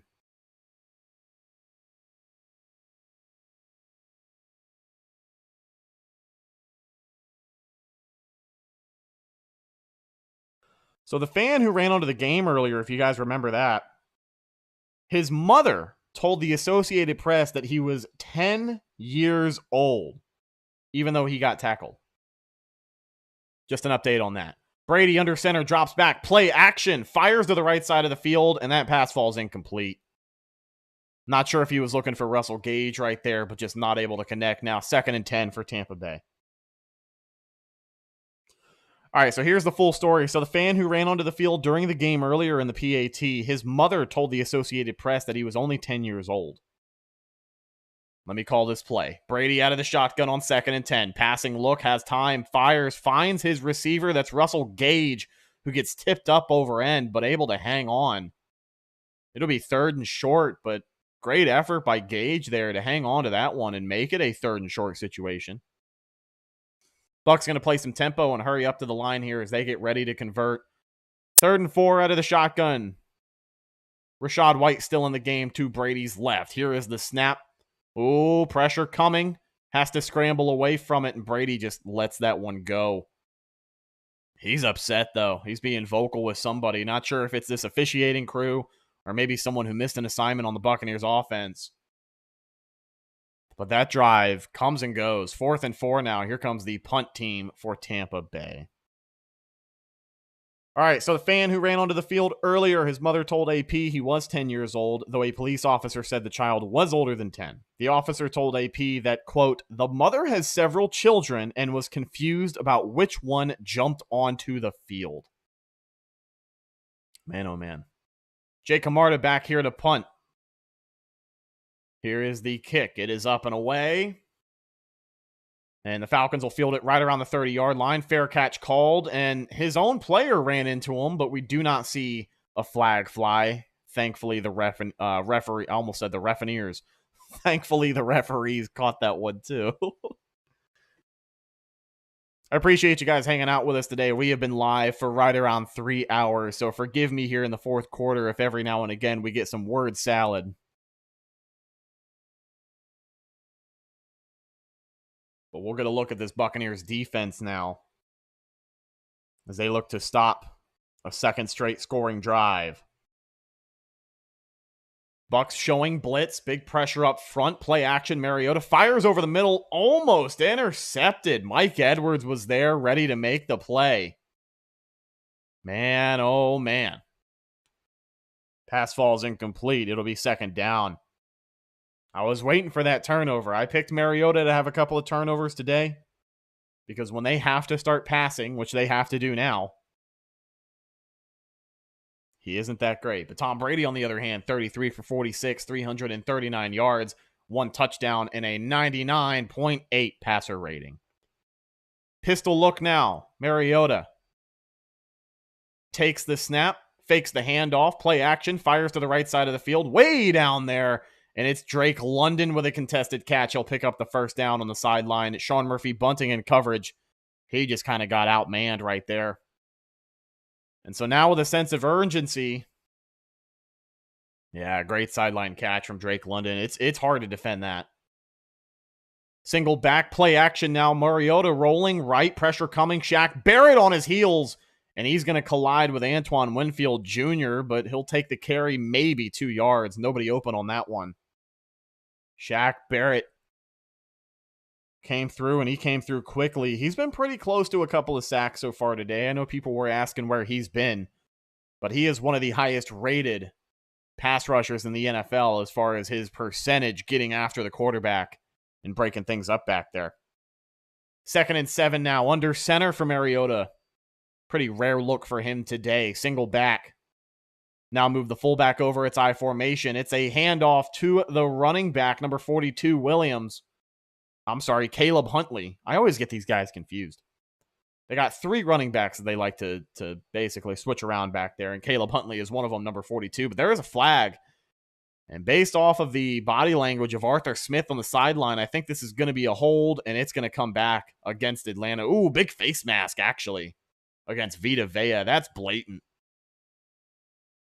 Vita Vea, even with the face mask, makes the tackle. What a mountain of a man. So the Bucs will have much more favorable field position here as they get a shot to get off of the field on third down following the penalty. 2nd and 22, actually. Not third down just yet. They'll replay second down here. Pistol look. Marcus Mariota waits for the snap. Play action, has pressure. Come on, man. He's going to step up and try to run away with it. He'll only get about 4 or 5 yards. Will Golston able to wrap him up and bring him down, but looked like he was going to get away for a minute. Now 3rd and 17 from their 39-yard line for Atlanta. Golston going to sit this next rep out. Vita Vea still in the game.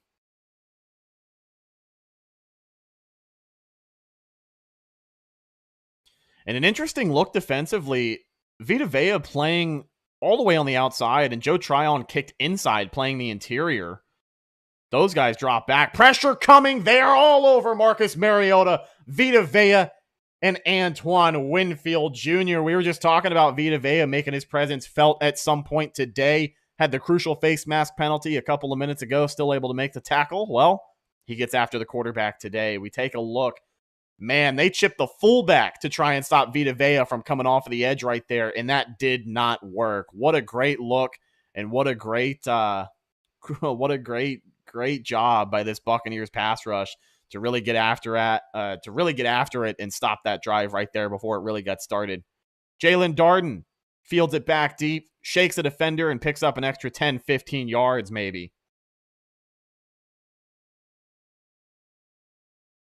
20th sack of the season, by the way. Thanks for the update, Rick.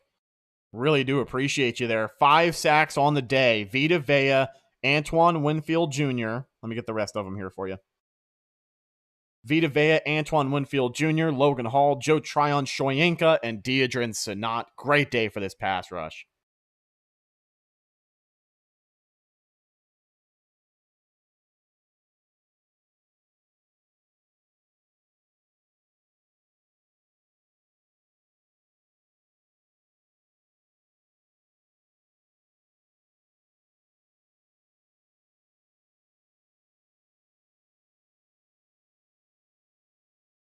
So Tom Brady and this offense come out here with another chance to get some points and extend their lead. Up 14 right now, but you'd feel even better if you could get up 21 here late in the fourth quarter.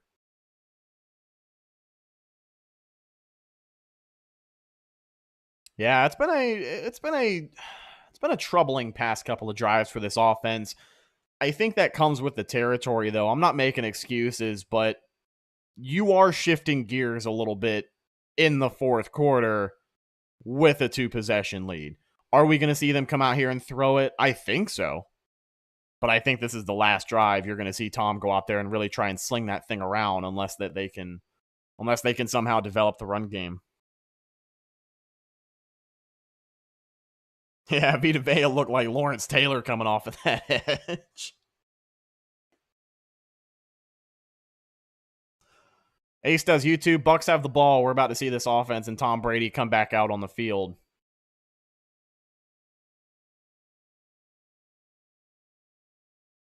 Heck yeah, Brandon. Glad to hear it, man. Michael Hansinger with the $5 super chat says Vita Vea is on fire. I agree. And hopefully he can quiet some of the critics that have come after him these past couple of weeks. I know it's been a quiet season for Vita Vea so far. But you love to see him make the plays like he just made. And I thought he'd been better today, honestly.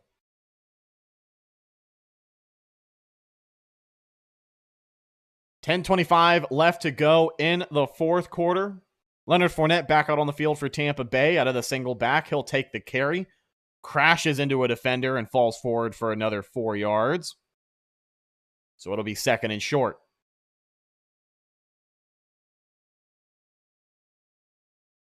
$31-19 Saints up on top over Seattle, so they'll probably win that one by this rate. Brady out of the shotgun. Pressure coming. Finds his man. That's Russell Gage. And he's not able to reel it in. So it'll bring up 3rd and 7.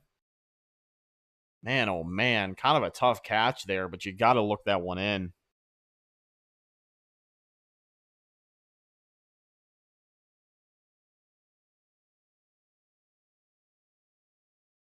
So clock is ticking. 9.5 minutes left to go in this ball game. Bucs gonna need to convert right here on 3rd and 7 if they want to keep this drive alive. Donovan Smith get a good look at that taped up arm and hand. So here come Brady and the Bucs on 3rd and 7. Bucs currently losing the time of possession battle in the 4th quarter. Only 1:12. Here's Brady out of the shotgun. Takes the snap, pressure coming, steps up, finds his receiver, throws it into a jumbled mess. Nobody able to make the catch there, and the Buccaneers escape. Luckily, that one wasn't intercepted because that ball bounced in the air for a minute. 4th and 7 now. Here comes the punt team for Tampa Bay. Another 3 and out.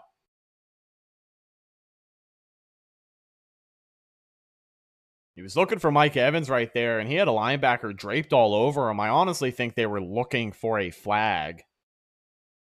And now Jake Camarda out to punt on 4th and 7, the rookie.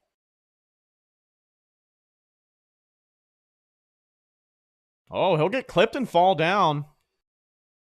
Curious if there's a call. I don't think there will be, but that punt's going to be fielded right around the 29-yard line. So Atlanta will start with an extra 4 yards. As here comes Marcus Mariota and the rest of the Falcons offense. We take a slow-mo replay at Camarda. Kick is almost blocked. And I'm going to be honest, they're slowing it down. I don't know if the commentators are saying the same thing, but that might just be a good sell job. That might just be a good sell job from Camarda. All right, jumbled mess on the left side of the line for this Falcons offense, but it is a pistol look. Marcus Mariota moving right to left now with a man in motion, takes the snap, hands it off to his running back. That's all gear, stutter step in the backfield, and that's going to cost him. He'll only get about a yard as the Tampa Bay Buccaneers defensive line able to bring him down there. Levante David in the middle of all that. 2nd down now. Surprised to see, I know that they have had success, don't get me wrong. But when you're down 14 with 9 minutes left to go, I am surprised to see the Falcons still making an effort to just run the ball right up the gut. But hey, like I said, it has worked. So you never know. Pistol formation with a fullback in there. Here is the snap for Mariota. It's a play fake, but it's an interior run, and that's going to pick up maybe 9 yards if they didn't just move the chains. But some positive yardage.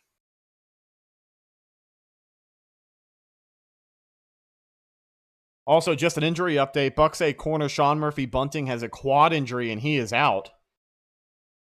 That's 2 injuries to corners in the second half today. They say Carlton Davis is also out of this game. So just something to think about here. 3rd and 1 now. Atlanta lining up, looking to convert. It is a loaded backfield. Marcus Mariota out of the pistol, takes the snap, stumbles on the handoff, but they're able to convert. That's all gear, takes the inside handoff, and he'll get the 1st down.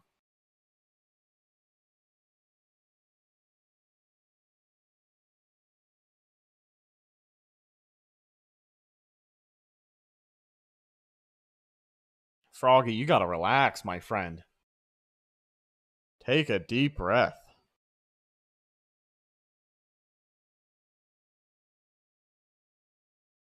$7:55 left to go in this game. Out of the shotgun, Mariota takes the snap on 1st and 10, fires over the middle, finds his tight end. And Keanu Neal comes down pretty quickly to make that tackle. They'll prevent the conversion, but it's going to set up a short yardage situation. And Nacho, just a fingertip away from getting a hand on that ball in the air. He put everything he had into that.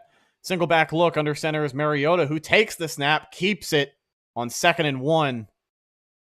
And he's going to pick up the 1st down.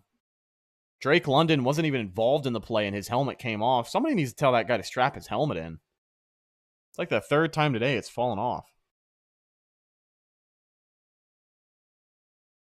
Pistol look now for the Falcons offense. Mariota checks some things up at the line. Some pre-snap adjustments. Takes the snap. Inside handoff once again to Allgeier. Tries to run and he goes nowhere. Levante David all over that one. We do have a flag down.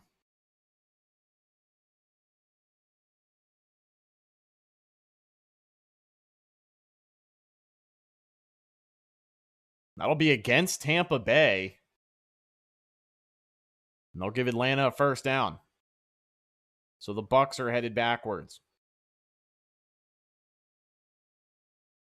6:47 left to go in this game. Atlanta using a lot of time in this drive. I know that running the ball has worked for them as they are right around midfield, but you're still down 2 possessions here. Out of the shotgun now, Marcus Mariota with a man in motion. From the 42-yard line, takes the snap, inside handoff, and that'll go nowhere. He's got blockers trying to push him ahead, but Allgeier just nowhere to go. He's swallowed up by that Bucs defensive line. Second down now with 6 minutes left to go in the ball game. That's Williams in the game now.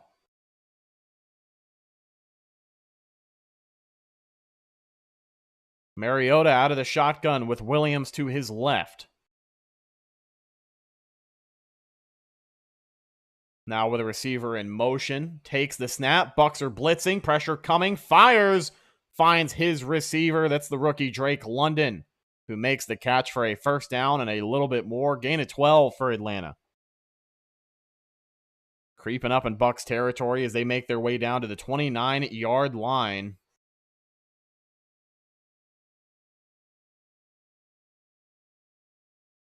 Here we go. Another snap. Inside handoff to Williams, who gets up the gut for maybe 2 yards. Those big defensive linemen up front there to bring him down. Running clock. Still 5 minutes left to go in this game. Atlanta with all 3 timeouts. The Bucs only have 2. But if you're the Bucs, you really don't want Atlanta to burn any timeouts here. They're kind of doing us a favor. Out of the shotgun now. 2nd and 7. Mariota awaits the snap. From the 31-yard line, drops back, fires. Miscommunication right there as the pass falls incomplete. He was looking for his receiver on a slant and throws it behind him. I don't know if he was expecting him to be there a little bit later. But it just does not happen. Adam Gonzalez, great point. Time for a turnover. Playmakers make plays, and if you take a turnover away here, that pretty much calls this one. 4 minutes and 47 seconds now following the incomplete pass. 3rd and 7, huge conversion here for Atlanta. Out of the shotgun, Mariota takes the snap. Pressure coming. Bucs are blitzing. Finds Drake London. Pass is complete. And Mike Edwards there to push him out of bounds. I don't know if he got it, though. I want to say he was a yard short. We'll see if they give him the spot. They've been giving Atlanta spots all day. But the pressure got to Mariota on that one, and they deliver a huge hit.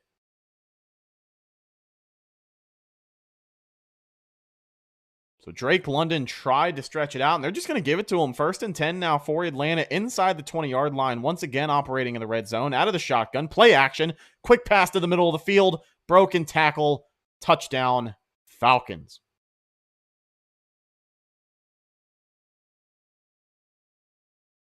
Olamide Zacchaeus, I hope I said that correctly, is the receiver in for the touchdown. The Falcons on the board yet again, making it a 1-score game late in the 4th quarter.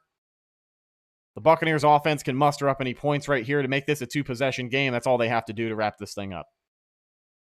So now the pressure turns on to the offense, who had been productive in the first half of this game, even into the 3rd quarter. But as the 4th quarter has been underway, it has been 3 straight 3-and-outs. So we'll see what Tom Brady and Byron Leftwich can dial up here to hopefully put this game away. as the Falcons are showing signs of life late in the fourth.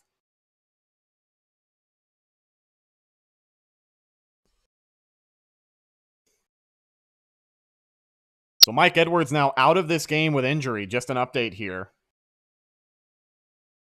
Man, oh man, the Buccaneers have lost 3 players in the secondary.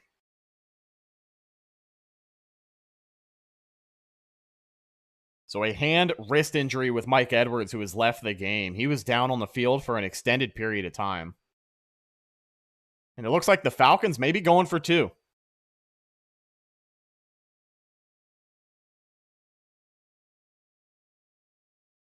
So Atlanta will keep the offense on the field for this 2-point attempt to make it a 6-point game. Obviously, if you miss, then it remains an 8-point game, but a 1-possession game either way. Now, under center is Mariota with a single back look. Bucs showing blitz. Jumbo set, takes the snap. It's play action, looking, pressure coming, fires over the top. What a catch! That's Hodge able to come down with it. 2-point conversion is good for Atlanta. Jamel Dean all over the coverage there, but that's just an athletic play. That's tough. That is tough. 21-15 now the score in this one as Atlanta hangs on. Man, oh man. Yeah, I can't make excuses. I know I was talking a lot about the Buccaneers offense so far today, but those last 3 drives, you have 3 chances to basically put this game away, and they were not able to do it. I don't know if it's because the game plan shifted to something more conservative. But don't look now, the Falcons back in this game.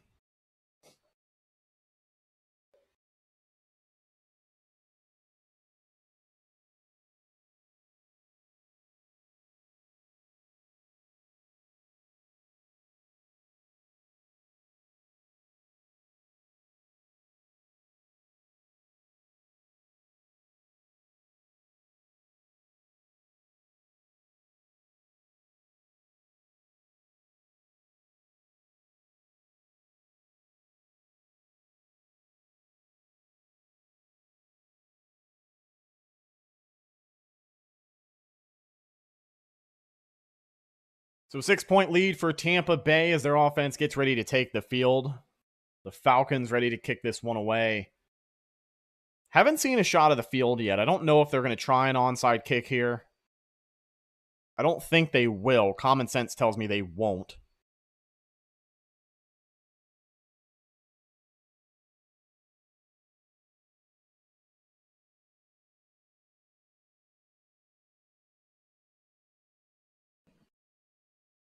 But with the Buccaneers at one point leading this game 21-0. Here comes Bradley Pinion. They're going to try the onside kick here. There is the kick. Oh, no, it's like a squib kick. I don't know what that was. That was weird. It'll roll out of the back of the end zone. And it's a touchback. So Tom Brady and the Tampa Bay Buccaneers will take over at their own 25-yard line with a chance to run this thing out. Any points here is going to make it a 2-possession game. If you get 3 points, it's going to be... Actually, no. Just kidding. If you get 3 points, it's going to be a 1-possession game, only 8 points. So you kind of need a touchdown here. No, it'll be 9 points. If you get 3... Forgive me. If you get a field goal, it'll be 9 points. It'll be a 2-possession game. I'm right. Inside handoff to Leonard Fournette. Breaks a hole. Gets the first down and a little bit more.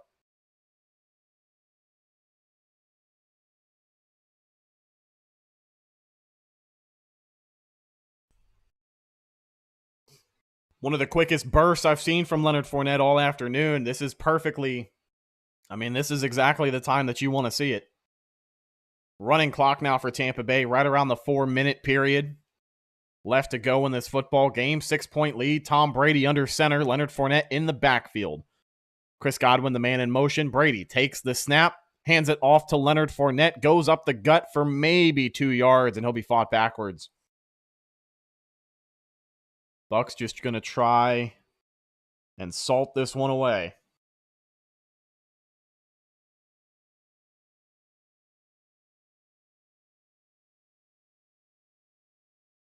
So the Falcons going to use their first timeout with 3 minutes and 55 seconds left. They still have 2 left.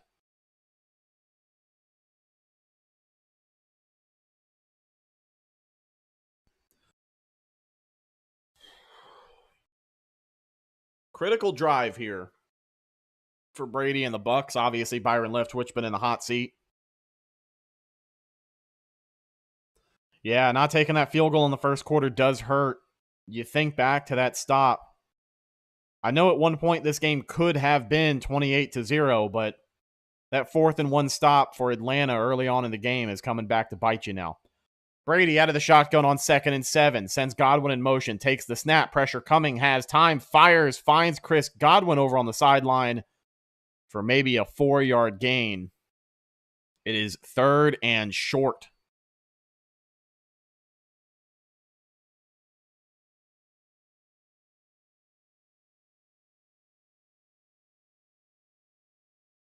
Third and 4 now for Tampa Bay. Clock still runs. 3.5 minutes left to go in this ball game. Leonard Fournette, the running back. Brady out of the shotgun. Fournette to his left. Bucs moving left to right. Brady takes the snap out of the shotgun. Pressure coming. Has time. Fires over the middle. Pass falls incomplete. But we should get some defensive pass interference. And I think the Bucs are going to be getting a first down here. Yeah, defensive pass interference. And just like that, the Falcons with a huge mistake. It's A.J. Terrell.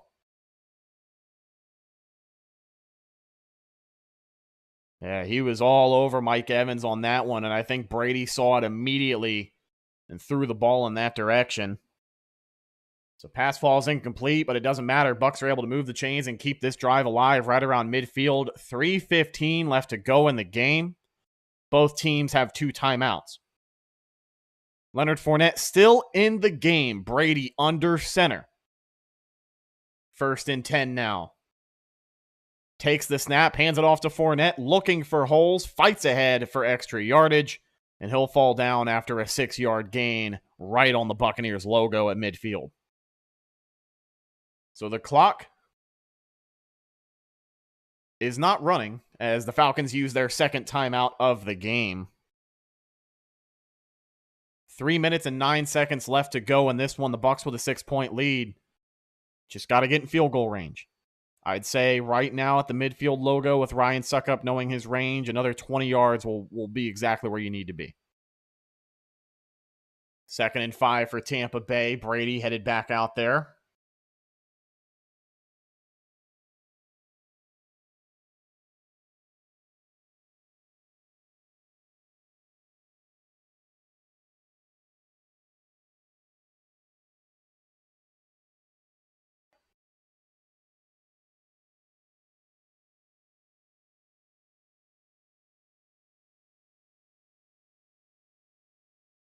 Here we go, 2nd and 5. Brady under center. Fournette, the running back. Single back look with a man in motion. That's Scotty Miller to the right. Here is the snap. Brady play action, looks back, fires way downfield to Scotty Miller, who makes the catch, but I think he's out of bounds.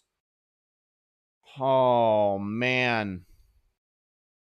Huge connection there from Brady to Miller. The corner able to make a play. He just let him out of bounds on that one. Same exact play that they tried to make the shot on earlier. Scotty beat him again. And he just got pushed out of bounds.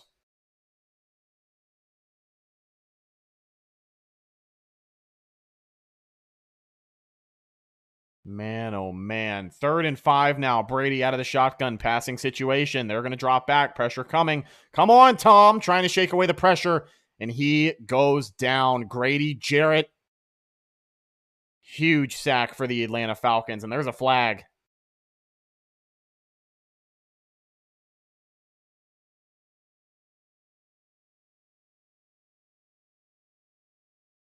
So the referee's discussing it. We'll see which way this one's going to go.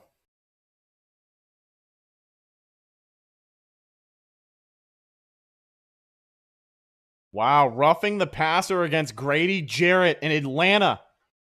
Another costly penalty, the second straight first down given up on this drive. Man, oh man, they ran a stunt with Grady Jarrett, who was able to get back there unblocked. And he kind of stepped off of Brady when he got up, and I think that's what they're going to call him for. Listen, dude. I'll take the call. I mean, that's a bad call. If that's roughing the passer, that is embarrassing. But I'll take the call. Bucs going to get the first down from midfield, roughing the passer, moving you up at that point. Inside 3 minutes left to play.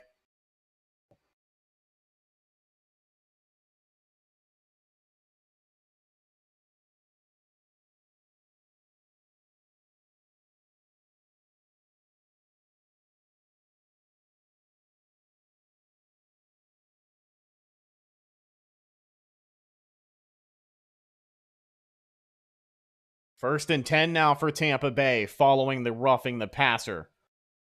From the 32-yard line, Brady under center. Quick pass finds Mike Evans, and that's going to bounce right off of his hands. They were looking for that screen pass to set up some lanes. I don't know if he was going to be open regardless if he caught it.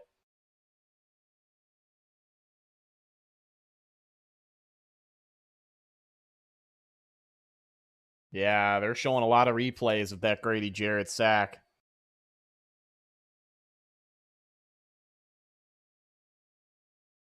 Yeah, Chris Wilkins, everybody knows it. We don't really talk about it, Single back look for Brady and the Bucs here under center. Takes the snap, hands it off to Leonard Fournette on 2nd and 10, who's going to fight ahead for maybe 5 or 6 yards.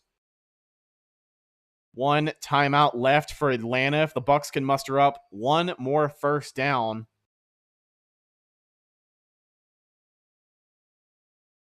the Falcons are going to use their final timeout of the second half, so they will have no more timeouts, as the Buccaneers, just 2 plays away from the 2-minute warning, still have their timeouts as well.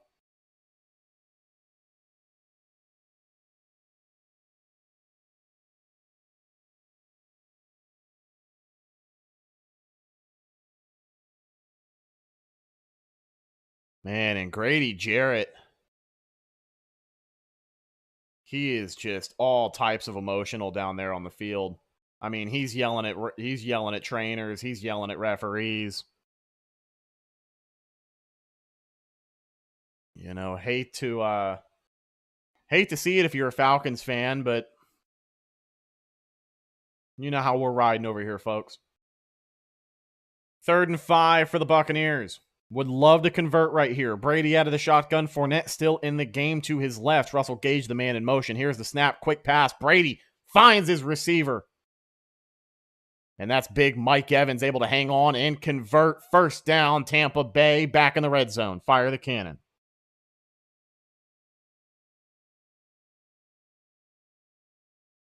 And that's just a quick little slant route right there. Evans cuts inside. Quick pass from Brady. Pressure was coming, but I know the Grady Jarrett sack was a thing, even though that's wiped away from the penalty. I think Brady has done a pretty good job of navigating this Falcons pass rush because he's felt the pressure today, but he's made sure to get the ball out right on time, and he does so there, converting for the first down. Bucs in the red zone. 2-minute warning coming up. I don't want to speak too soon, but that play may have just won the Bucs the game.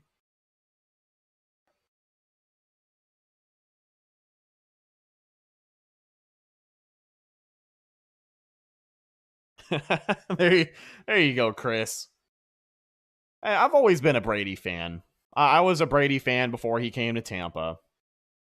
I'm a Bucs fan first and foremost. Don't get it twisted, anybody in here who isn't up to speed on that. You don't collect all this stuff if you're just a Brady fan. But yeah, I was always a Brady fan, but I think most people do know that every now and again there's a couple of calls that go his way. It's all right.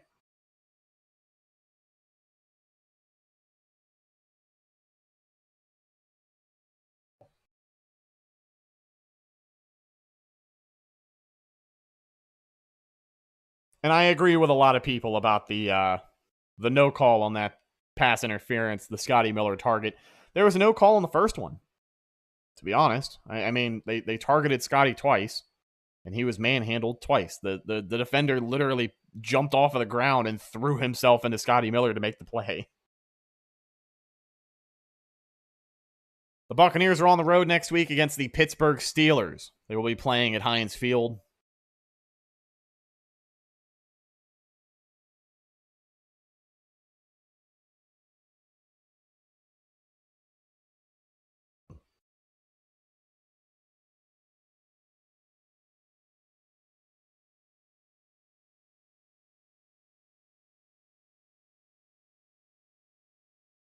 So as we await the end of this one, ladies and gentlemen, 2.5 minutes left to go in this game. Tampa Bay on top, 21-15. They are in their own red zone with a chance to add more points before this game wraps up.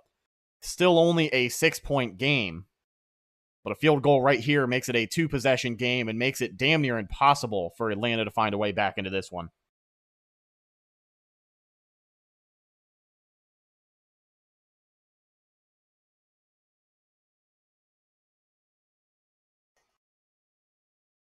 (40-17) Jets over the Dolphins. Just a quick score update in there. And keep in mind, the Dolphins without Tua or even Teddy Bridgewater. So I don't know if they have that competent of a quarterback in there when you're looking at a third stringer. Fourth string quarterback. Yeah, man.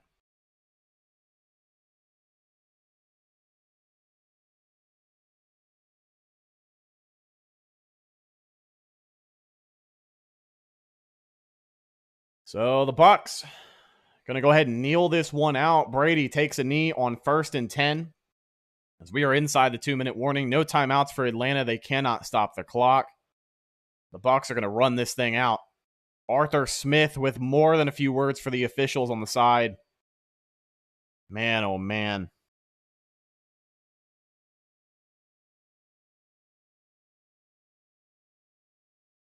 A minute 27 left to go in this game. 2nd and 11. Now Bucs coming in back up to the line here. Brady, victory formation. Here's the snap and the knee.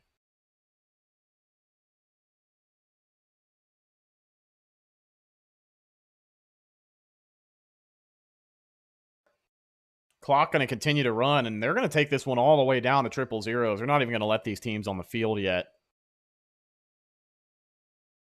But now Tom Brady advances his record to 11-0 versus the Atlanta Falcons. Otto Graham, the only quarterback in history who was 12-0 against the Cardinals, who had a better record against a single team. Tom Brady with a chance to go 12-0 against Atlanta later on this season. On 3rd and 12, here's the final knee of the game, and the Bucs will take it. This game is over, ladies and gentlemen, of these fields, as these teams will meet on the field.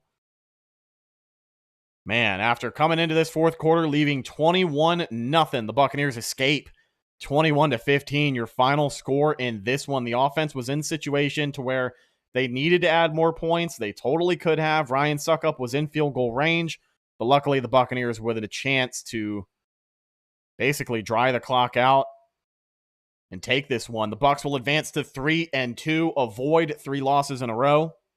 And they get their first win at home of the year. 21-15 over the Atlanta Falcons. The Buccaneers also now solely have possession of first place in the NFC South. Kim, thank you so much for your kind words. Ladies and gentlemen, all 730 of you in the live stream, thank you for hanging out with us today. The Bucs win 15-21, your final score, as they advance to 3-2 on the season. We truly do appreciate you hanging out with us. Buck Wild, the moderator, holding it down. Diane Trombley, Terrell Thomas, Mike Masters, Wishing B, Brandon, Michael, the moderator as well. Michael Williams, Chris Wilkins, Wishing B. Anyone else that I may have missed? MrBucsNation. Shout out my man from the stadium. Thank you, John. We even got some Toxic Falcons in here. Appreciate you guys.